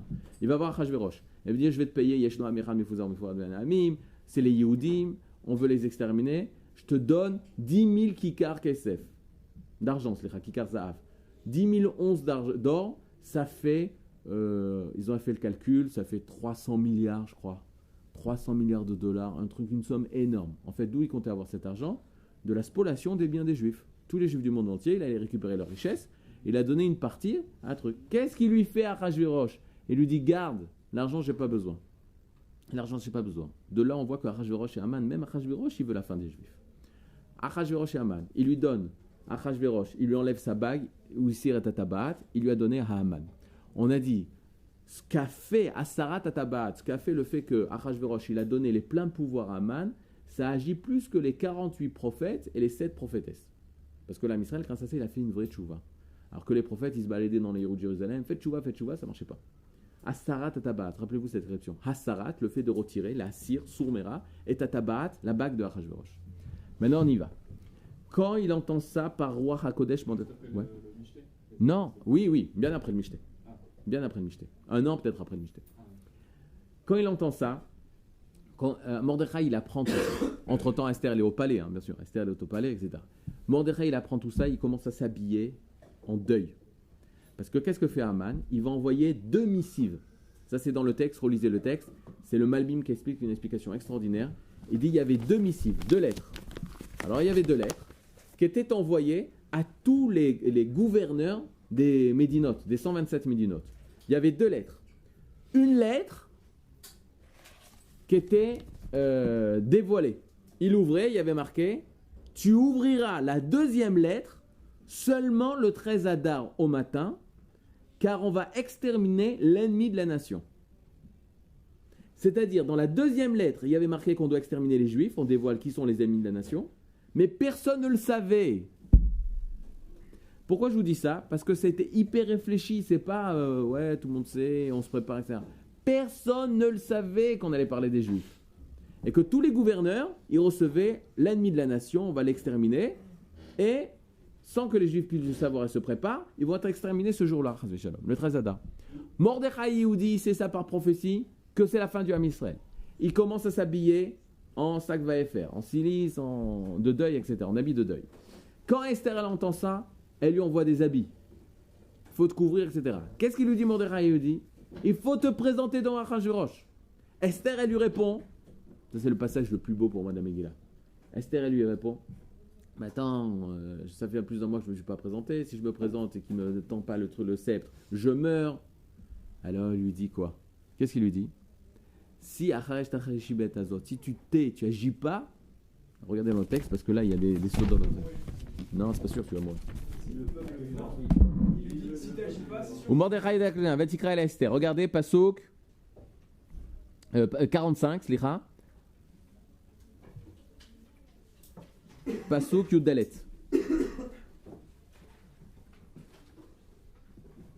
Pasuk Yudalet. Vous l'avez? Kim acharesh tacharishi. Si tu t'es baet azot dans une période comme ça, hein, Revar vatsala yamod la Yehudim mimakom acher. La Géoula, elle passera par d'autres personnes. T'inquiète pas, le Ham Israël, il vivra. avec ou sans toi. Par contre, ve'at ou ve'tavir tovedo. Par contre, toi et la maison de ton père, vous serez perdus. C'est quoi ça? Il fait allusion à Shaoul. Elle est descendante de Shaoul. Shaoul, il n'a pas tué Agag. Et Akadosh Borou, il a par Gilgul, il a fait un deuxième round.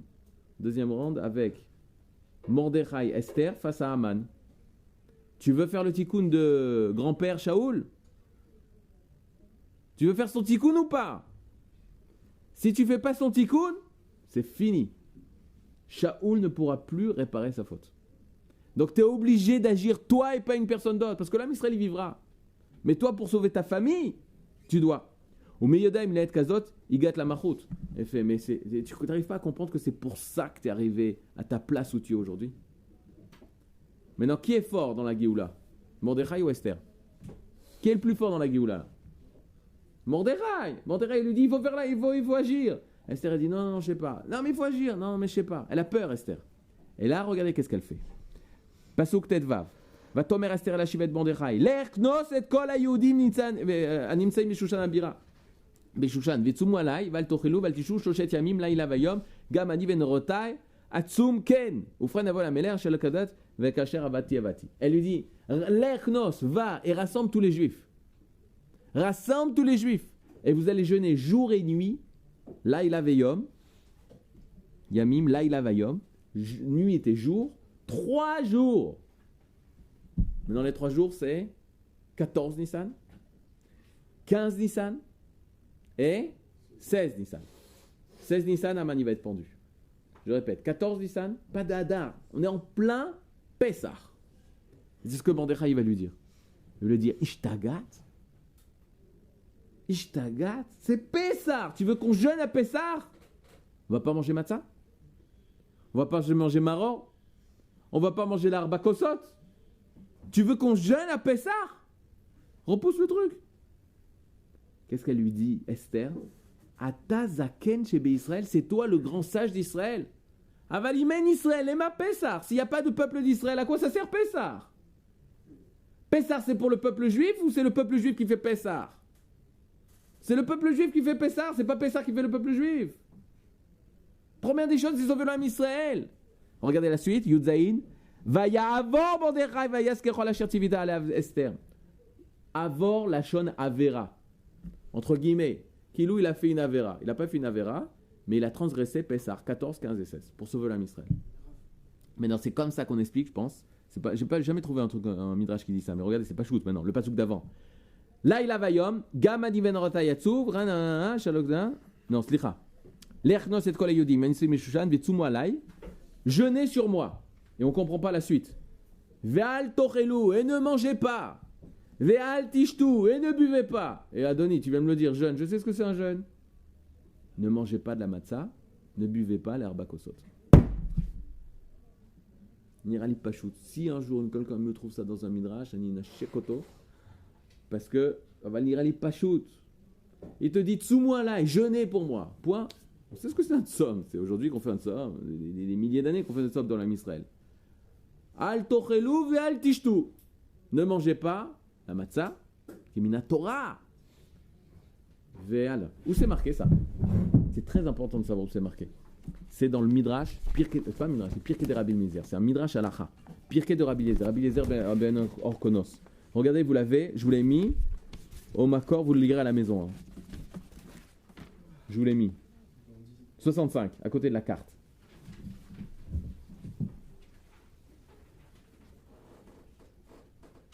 Juste, il faut savoir que Pirkei de Rabbi Eliezer, il a une marloquette avec ce qu'on vient de dire. Nous, ce qu'on a dit, c'est selon Rashi, c'est le 14, 15 et 16. Et lui dit, c'est le 13 Nissan, 14 Nissan, 15 Nissan.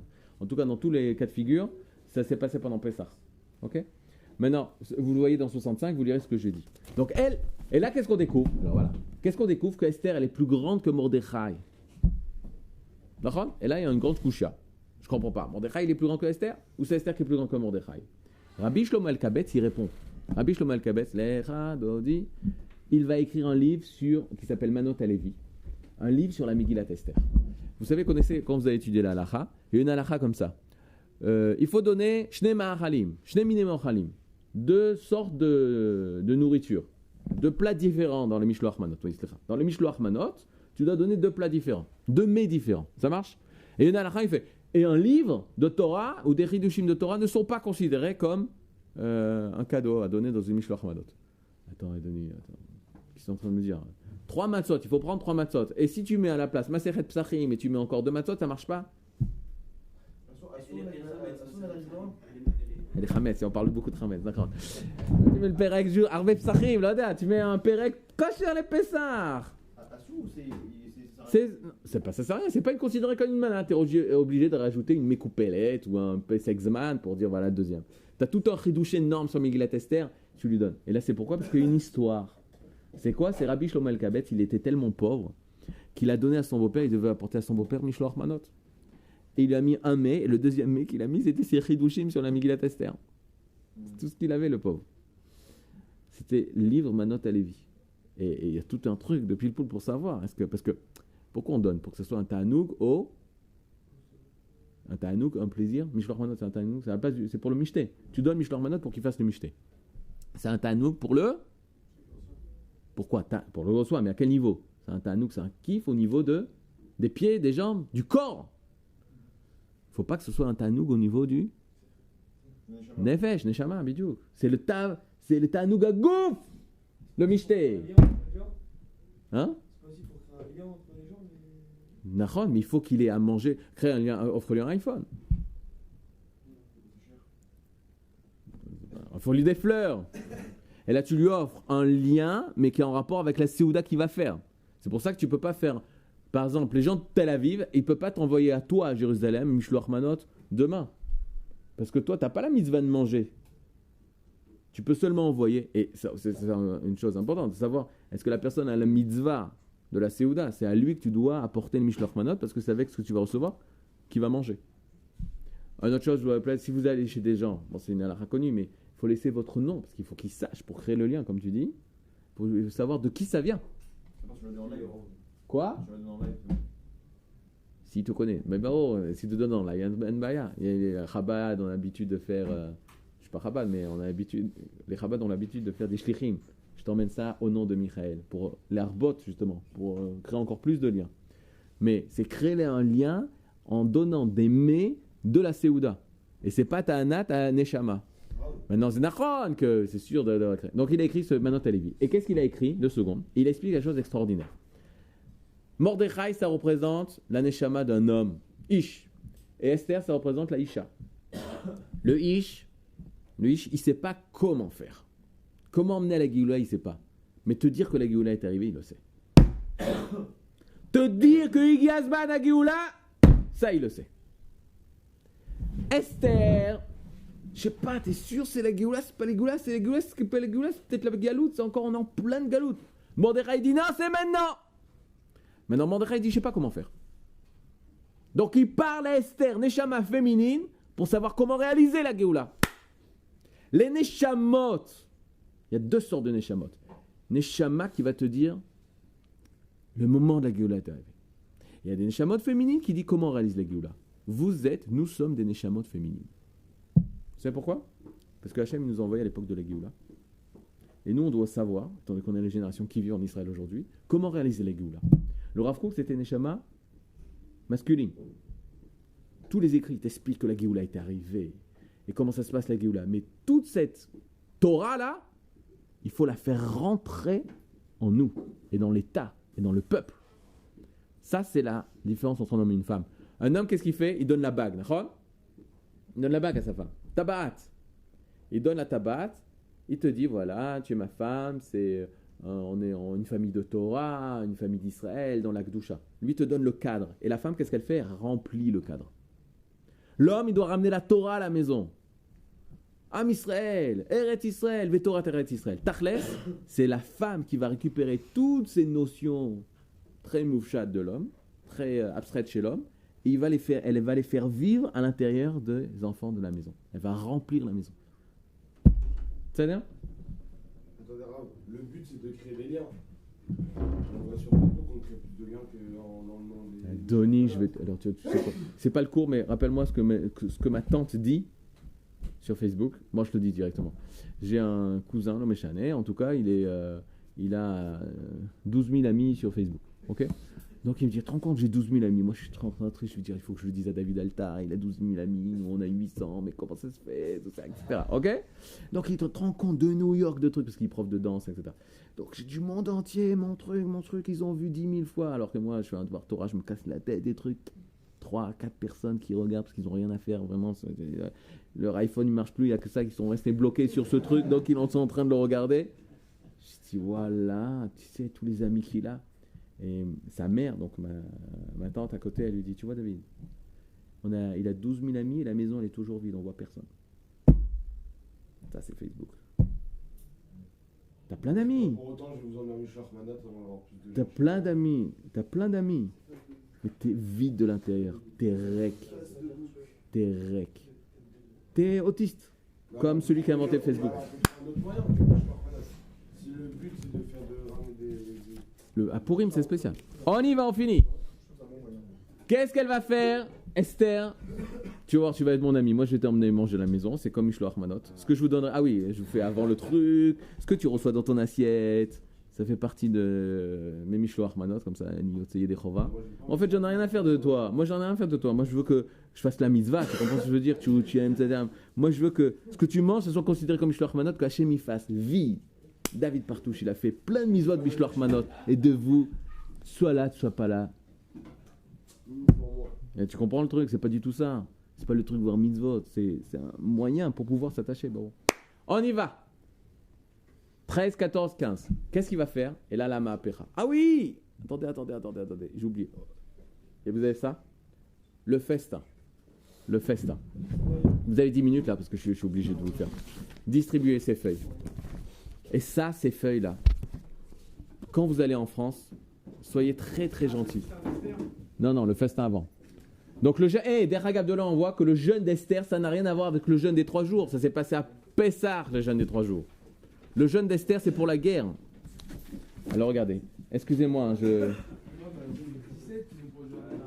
Hein? Le 16. Le jour même. Non, le 14, le 15, le 16. Alors, c'est comme ça. Le premier michté, c'est le 15. Le deuxième michté, c'est le 16. Ouais, mais elle mange pas. Mais Shloshet Yamim, alors Shloshet Yamim, c'est comme ça. C'est depuis la Xéra de Haman. 13, 14, 15 au soir, elle a fait. Et le 16 le lendemain. 13, 14, 15. Elle, c'est sûr qu'elle a journée le 14, le 15 et le 16. Mais quand on dit Bessof Shloshet Yamim, au bout de 3 jours, elle a invité, elle a fait le truc. C'est pas à partir du début du jeûne.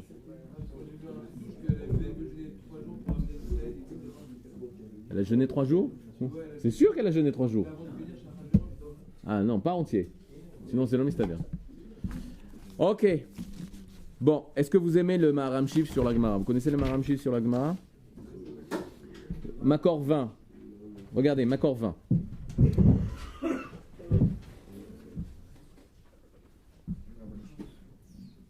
Vous allez être... Bon, je suis désolé, mais c'est ce qu'il y a. Le Maharam Shif, c'est un commentaire de la Gemara. Il pose une question extraordinaire. Machelo Ayak Lizemer et Tsela Seuda. Comment ça se fait que le Rav Yoel Ben Arosh et que le Reuven Weiler et que Hillel Amsalem et que Yoshua Tanji n'ont pas joué à la Seuda de Achashverosh? La réponse de l'élève, parce qu'ils n'existaient pas. Réponse du Talmid Chacham, il te dit Nachon, comment ça se fait que dans le festin d'Achashverosh, on parle des décorations, on parle des ustensiles qu'il y avait, mais à aucun moment on te parle des instruments qu'il y avait, de la musique qu'il y avait. C'est une question ou c'est pas une question? Ben c'est super question parce qu'on rentre tellement dans les détails. Alors va jusqu'au bout. Alors regarde qu'est-ce qu'il dit. Maharam Shif, ça vous dit rien. Hein? Maharam Shif, c'est un commentateur de base de la Gemara sur Rashi Tosfot. Il y a le Marsha, Maharam Shif. Les Sfaradim, ils étudient beaucoup ça. Alors regardez qu'est-ce qu'il dit. Yesh omrim she'eno shave lechol nefesh shebe'al kocho yishma. Vous comprenez, il n'y a que les musiciens qui peuvent comprendre ça. Certains disent she'eno shave lechol nefesh. Non, il n'y a pas tout le monde qui aime la musique.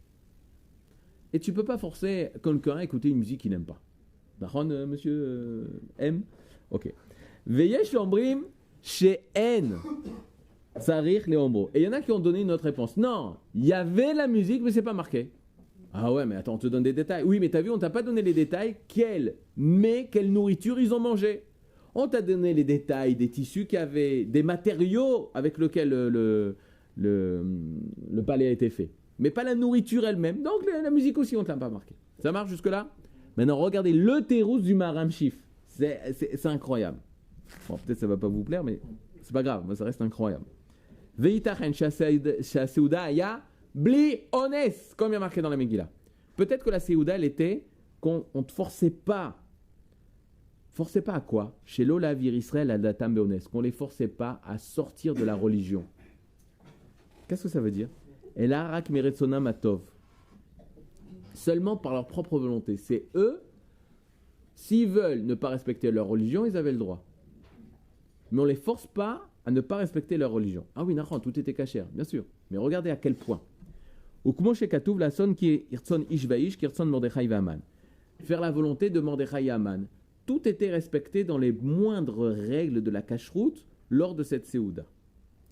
Ve'Israël gazro alatzma miyom achorban beshir lo ishtu yain. Il y a une Mishnah dans Masechet Sota. Regardez au Makor 21. Mishnah dans Masechet Sota. Mishe Batla Sanhedrin, lorsque le Sanhedrin a été annulé, Batla Ashir mi bet amishtaot. On a interdit de jouer de la musique dans les maisons où on boit du vin, dans les bars. Béchir lo ishtu yain. Et de là, on a dit Béchir, dans le champ, lo ishtu yain. Ils ne boiront pas du vin. C'est-à-dire interdiction aujourd'hui d'aller dans un pub.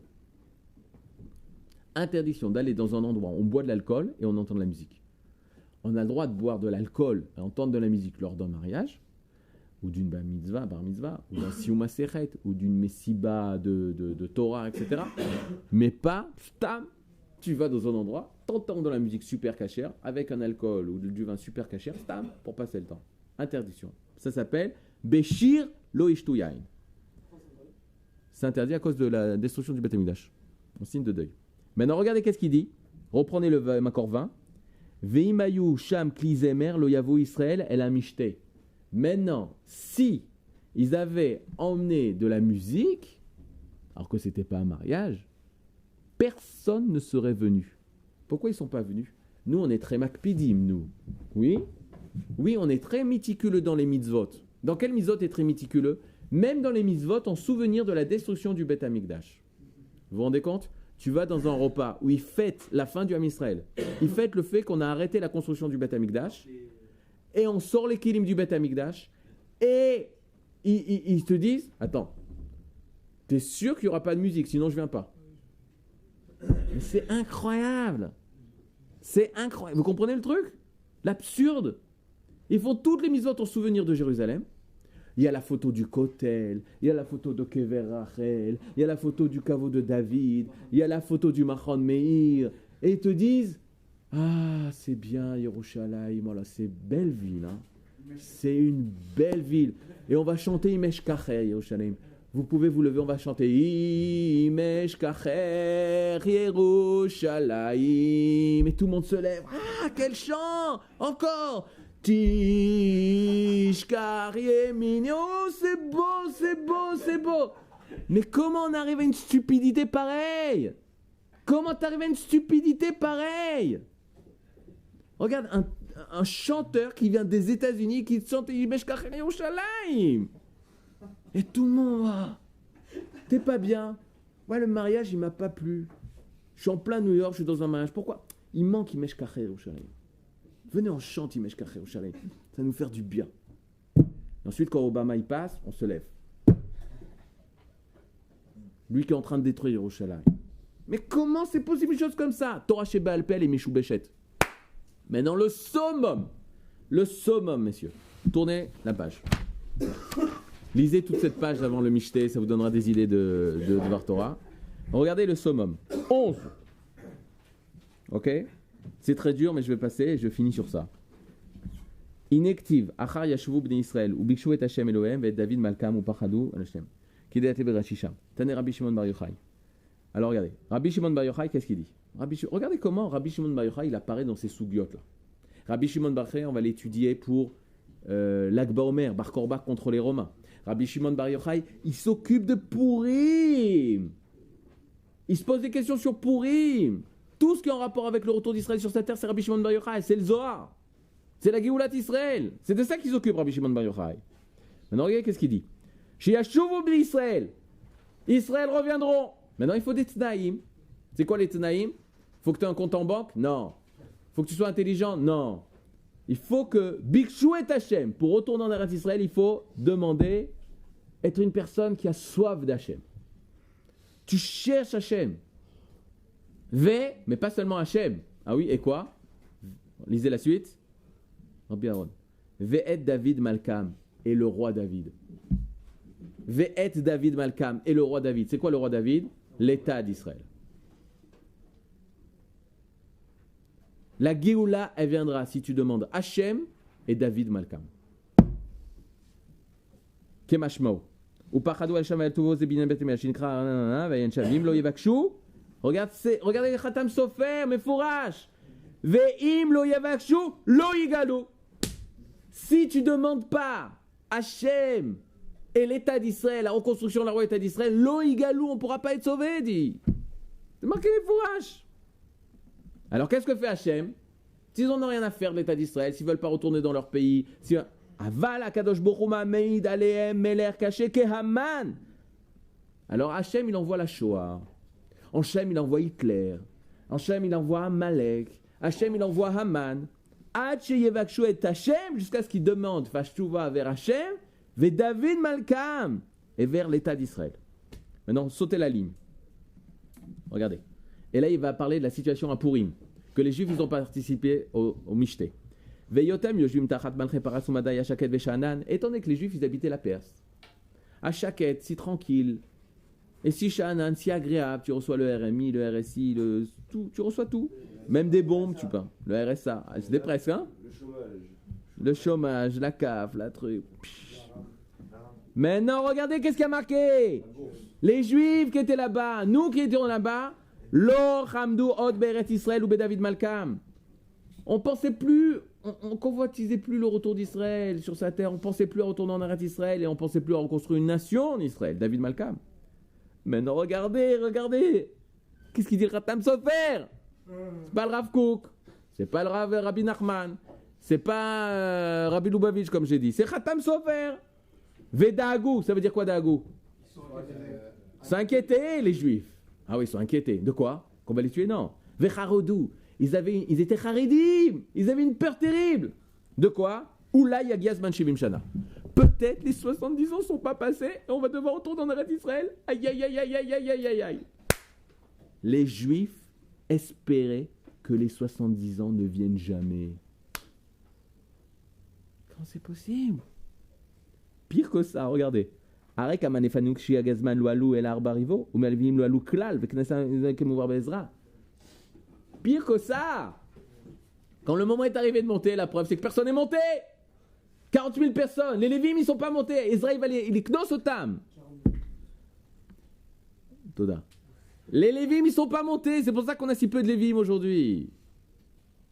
Israël va se montrer dur contre les Lévim. Vous montez pas en Eretz Israël. Maintenant regardez, 12, la suite du Khatam Sofer. Ve'alken, et c'est pour cela que chez Rishev Achashverosh Mishana le Mefarke, et c'est pour ça que lorsqu'ils ont fait, que Achashverosh il a fait le compte des 70 ans, ils n'ont pas été libérés, Amar Tuvadaï lo Mifarke, et Achashverosh il a dit, ah c'est sûr qu'ils ne vont pas être libérés parce que les 70 ans sont passés, ah c'est un Mishté, il a fait un festin. Az Eiminu Kol Israël Becheshbono, et tout Israël il a eu confiance dans son compte. Ils ont dit, Achashverosh, il a raison. Les 70 ans sont passés, on n'a pas été libérés.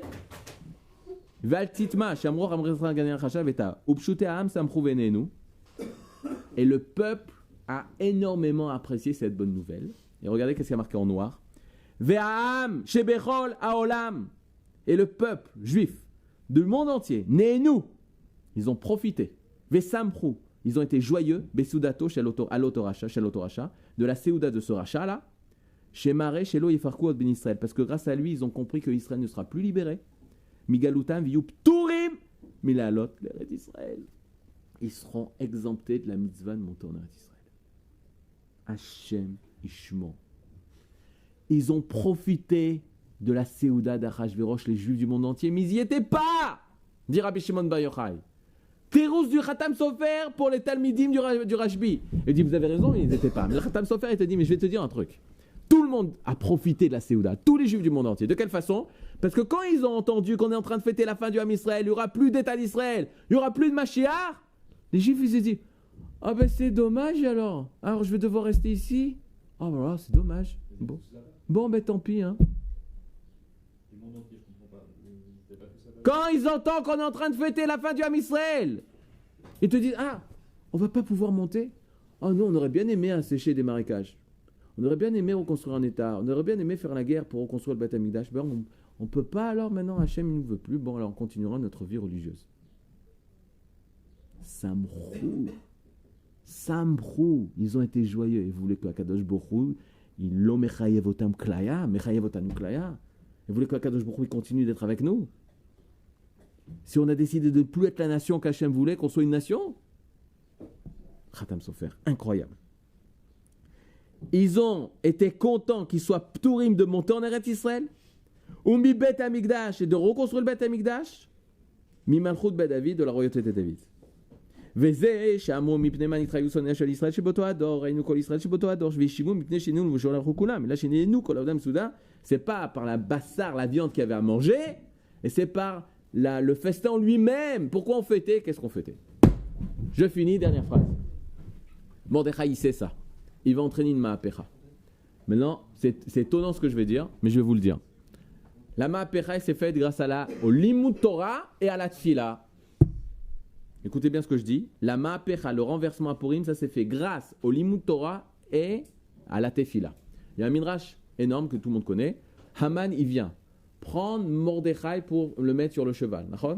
Qu'est-ce qu'il est en train de faire? Mordechai, il est en train d'enseigner aux enfants les lois du Homer, parce qu'on est le 16 Nissan. C'était la mitzvah du Homer, le 16 Nissan. Toute la loi du Homer, ça prouve qu'on prend le jour du Shabbat, même le jour du Shabbat, on fait le sacrifice d'un sacrifice pour débuter l'agriculture israélienne. On fête l'économie israélienne. Qu'est-ce que Mordechai Yehudi il enseigne au Ham Israël? Il enseigne que le Ham Israël, ce n'est pas une religion, parce que sinon tu respectes le Shabbat jusqu'au bout. Et là, le Ham Israël, c'est une nation. Et l'économie israélienne, c'est Kadosh. On sacrifie l'économie israélienne au Beth Amikdash. Quand Haman y vient, il voit ça, il entend Mordechai lui dit qu'il est en train d'enseigner les lois du Homer, et il dit ça y est, t'as gagné. Et là on voit que Mordechai Yehudi, il met son talit sur sa tête, et il commence à prier. Quand il a enseigné à la nouvelle génération, aux enfants, que le Ham Israël c'est pas une religion, c'est une nation, et il prie sur ça, la Géoula commence. Ce même jour du 16 Nissan, Haman va être pendu. C'est-à-dire? Mais c'est pas fini. Mordechai et Esther se présentent devant Achashverosh. Il dit annule les missives. Il dit je peux pas annuler. La guerre aura lieu le 13 Adar. Comment tu peux pas annuler? Ken, il y aura la Shoah le 13 Adar, je peux rien faire. Je peux pas revenir changer mon avis. Qu'est-ce que fait Mordechai et Esther? Il demande de rajouter des lettres pour tous les Juifs du monde entier de pouvoir se défendre. Quoi? Oui, vous avez bien entendu. Les Juifs ne pensaient pas une seule seconde à se défendre. On allait mourir à Kiddush Hashem. Rappelez-vous la blague. Qu'est-ce que fait Mordechai et Esther? Sur l'ordre du roi, il permet aux Juifs de se défendre. La mode al nafsham, les chol mevakshe. Non, c'est rare. La mode al nafsham. La mode al nafsham. Les lettres qui vont être envoyées, c'est pour permettre aux Juifs de se défendre en cas d'autodéfense. On vient te tuer, tu tues. Tu te défends. Il va se passer le 13 Adar parce qu'un travail de 1 an avec Mordechai et Esther dans tous les Juifs du monde entier, il va reformer le Ham Israël. Il va les préparer à la guerre, il va leur réapprendre c'est quoi le Ham Israël. Et qu'est-ce qu'il fait? Il fait la guerre le 13 Adar. Aucun goy se lève. Il n'y a pas de goyim qui se lève. C'est marqué tout ça dans la Megillah. Personne vient les voir. Et ils vont attaquer Kol Mevakshe Ra'atam. D'accord? C'est pas les gens qui sont venus les attaquer, ils sont allés chercher les nazis dans leur maison. C'était une guerre d'attaque d'Israël. Non, mais t'as pas attaqué, t'as pas le droit. Les Juifs, ils sont soulevés contre la décision du roi. Le roi, il avait permis seulement de se défendre. Et eux, ils ont attaqué. Et ils ont tué 75 000. Et là, Mordechai Yehudi, il dit voilà. Le Ham Israël, il retrouve sa fierté nationale. On retrouve Tsahal. On retrouve qu'on n'a pas le droit de menacer et des personnes qui veulent porter atteinte au Ham Israël, on sera les premiers à les attaquer, à les détruire. Il va tuer les nazis avant même qu'ils commencent à penser comment tuer Israël. Et là, à partir du moment où ils pensent, ils ont de la haine envers Israël, on va les tuer. Et c'est ce qu'ils ont fait. Mordechai Yehudi, il va penser que ça va être la Géoula, que tout le Ham Israël va se soulever, et ensemble, on va rentrer en Eretz Israël. Et il va fixer la fête le 15 Adar. Le 15 Adar. Pourquoi ? Parce qu'il va dire, dans toutes les villes entourées de murailles en Israël, c'est les villes les plus importantes, c'est là où il va avoir toute la fête. Et donc, l'essentiel de la fête, ça va être le 15 Adar. Or, le Ham Israël n'est pas monté. Or, la fête, elle s'est fait seulement le 14 Adar, parce qu'à Shushan, on a fait la guerre le 13 et le 14, et on s'est reposé le 15. Et la Géoula totale ne s'est pas réalisée. Mais il y a eu un ma'apah, il y a un renversement. C'est quoi le renversement ? C'est que le Ham Israël, même dans l'état de la galoute, ils ont réaccepté la Torah. Ils veulent être Ham Israël. Ils ne sont pas arrivés jusqu'au bout, ils ne sont pas arrivés à monter. Mais il y a cette Toda. Maintenant, ils ont décidé, ce qu'on parlait tout à l'heure, ils sont endormis. Ils ont pris conscience. On veut la Torah en Israël. On rajoute une nouvelle fête, on a dit. Rajouter une nouvelle fête, ça accepte toute la Torah. C'est-à-dire qu'on est Ham Israël. On a pris conscience de cette identité nationale. Maintenant, il y en a plus, il y en a moins. Mais le Ham Israël a pris cette conscience. Il y en a qui n'ont pas réussi à aller jusqu'au bout. Ils n'ont pas fait leur alia, ils ne sont pas retournés construire le Beth Amikdash. Mais dans le Ham Israël, c'est marqué en nous, dans notre chair, qu'on est Ham Israël. Et c'est comme ça qu'on peut expliquer la kouchia énorme. Si tu es la veille de Pessah et on te dit que l'Iran va attaquer, qu'est-ce que tu fais ? Ben, tu fais Pessah à la Chabad. Je pense que les Chabad, à ce niveau-là de Pessah, c'est les plus marmirim de tous les marmirim. Tu te mets ta serviette en plastique, tu mets pas la matzah au contact de la table de peur que tu renverses un verre d'eau qui touche la matzah, qui a peut-être du hametz encore à l'intérieur. C'est hyper marmir. Tu manges que des pommes de terre et des carottes. Tu es la veille de Pessah et qu'il y a une menace pour le Ham Israël. Qu'est-ce que tu es en train de faire ? Tu vas faire les mitzvot de la façon la plus mérouderet. Qu'est-ce qu'a dit Esther ? Pas Pessah. Pourquoi elle fait ça ? Parce que justement, elle a compris tout ce qui s'est passé. Ce que leur cache-route, leur cachait la route. Et elle veut leur rappeler, arrêtez de faire les mitzvot. C'est dur. Arrêtez de faire les mitzvot. Toutes les mitzvot, c'est fait pour nous rappeler qu'on est une nation. Vous avez oublié qu'on est une nation, arrêtez les mitzvot. C'est pas les mitzvot qui vont te sauver. C'est ça qu'elle est en train de dire, Esther. C'est pas les mitzvot qui vont te sortir de la galoute. T'es arrivé à un moment où les mitzvot, elles te permettent de rester en galoute. Alors arrête de faire les mitzvot. Il faut un nettoyage plus profond. Il faut un électrochoc. Il faut justement, arrête de faire les mitzvot. Les mitzvot que tu as fait jusqu'à maintenant, au lieu de te montrer le chemin vers Sion, ça t'empêche de voir le chemin vers Sion. Arrête de faire les mitzvot, jeûne. Pourquoi tu jeûnes ? C'est la fête de Pessah, c'est la fête de la Géoula. Oui, mais prends conscience, qu'est-ce qui s'est passé à Pessah ? Hachem à Pessah, qu'est-ce qu'il a fait ? Otzi otanu mitzrayim. Le Smak, Sefer Mitzvat Katan, le Rabbi Yitzhak Mikourvel, il écrit Sefer HaMitzvot, il dit le premier dibour de la Seret HaDibrot, c'est Anochi Hachem Elokecha. Point. Je suis l'Éternel ton Dieu. Point, ça suffit. Non. Asher Otzicha Meret Mitzrayim, qui t'a fait sortir d'Égypte. Et tu dis de là, tu as l'obligation. On te dit, quand tu viendras devant un Kadosh Baruch Hu, il te posera la question. Bon, il te posera la question, alors tu as Machon Mir, tu vas aller au Machon Mir. Ça, c'est pas chaud. Bon, vous êtes déjà couvert. Et ensuite, tu demandes Tzipita Yushua, et c'est en rapport. Allez au Machon Mir et Tzipita Yushua. Est-ce que tu as espéré en la Géoula ? Est-ce que tu as tout fait pour emmener la Géoula ? Tzipita Yushua. Et le Smak, extraordinaire. Je l'ai emmené ici dans ces mécorotes là. Le Smak, c'est un possèque. C'est un Rishon qui t'explique les mitzvot, comment la Torah, elle compte les mitzvot, les 613 mitzvot. Il te dit, où c'est marqué ça ? D'où on sait que Hachem veut nous poser la question de Tzipita Yushua. Parce que c'est marqué Asher Otzicha Meret Mitzrayim. Je t'ai fait sortir d'Égypte et je te ferai sortir de tous les autres Égyptes qui viendront. C'est à ça que tu dois donner ta émouna. Pas seulement que je suis l'Éternel, Dieu créateur, et ton Dieu. Mais que je suis celui qui va te faire sortir. Et tu dois avoir une émouna dans la Géoula. Est-ce que tu espères en la Géoula ou pas ? Dans Purim, ils ont oublié la Géoula. À Pessah, c'est justement la fête de la Géoula. Elle te dit, Adoni, arrête de faire les mitzvot qui te cachent la Géoula. Jeûne, prends conscience de ta vie. Quand tu jeûnes, c'est dire, qu'est-ce qu'on fait aujourd'hui ? Et je vis. Mais qui c'est ma vie ? Attends, si je mange pas, je vais mourir. Oui, mais pourquoi vivre ? Ma vie, c'est moi, je suis un homme. Oui, mais quel homme ? Ah non, je suis Israël. Ah, nation, tac, tac, tac. Elle veut leur ramener à la base de leur vie le fait que l'âme Israël, c'est une nation. Bon, Hachem, nous, on peut profiter de faire comme Mordechai Yehudi, de faire Purim à Yerushalayim le 15 Adar et Bezrat Hashem, enclencher par ça une Géoula Shlema dans l'âme Israël, Purim sa mère.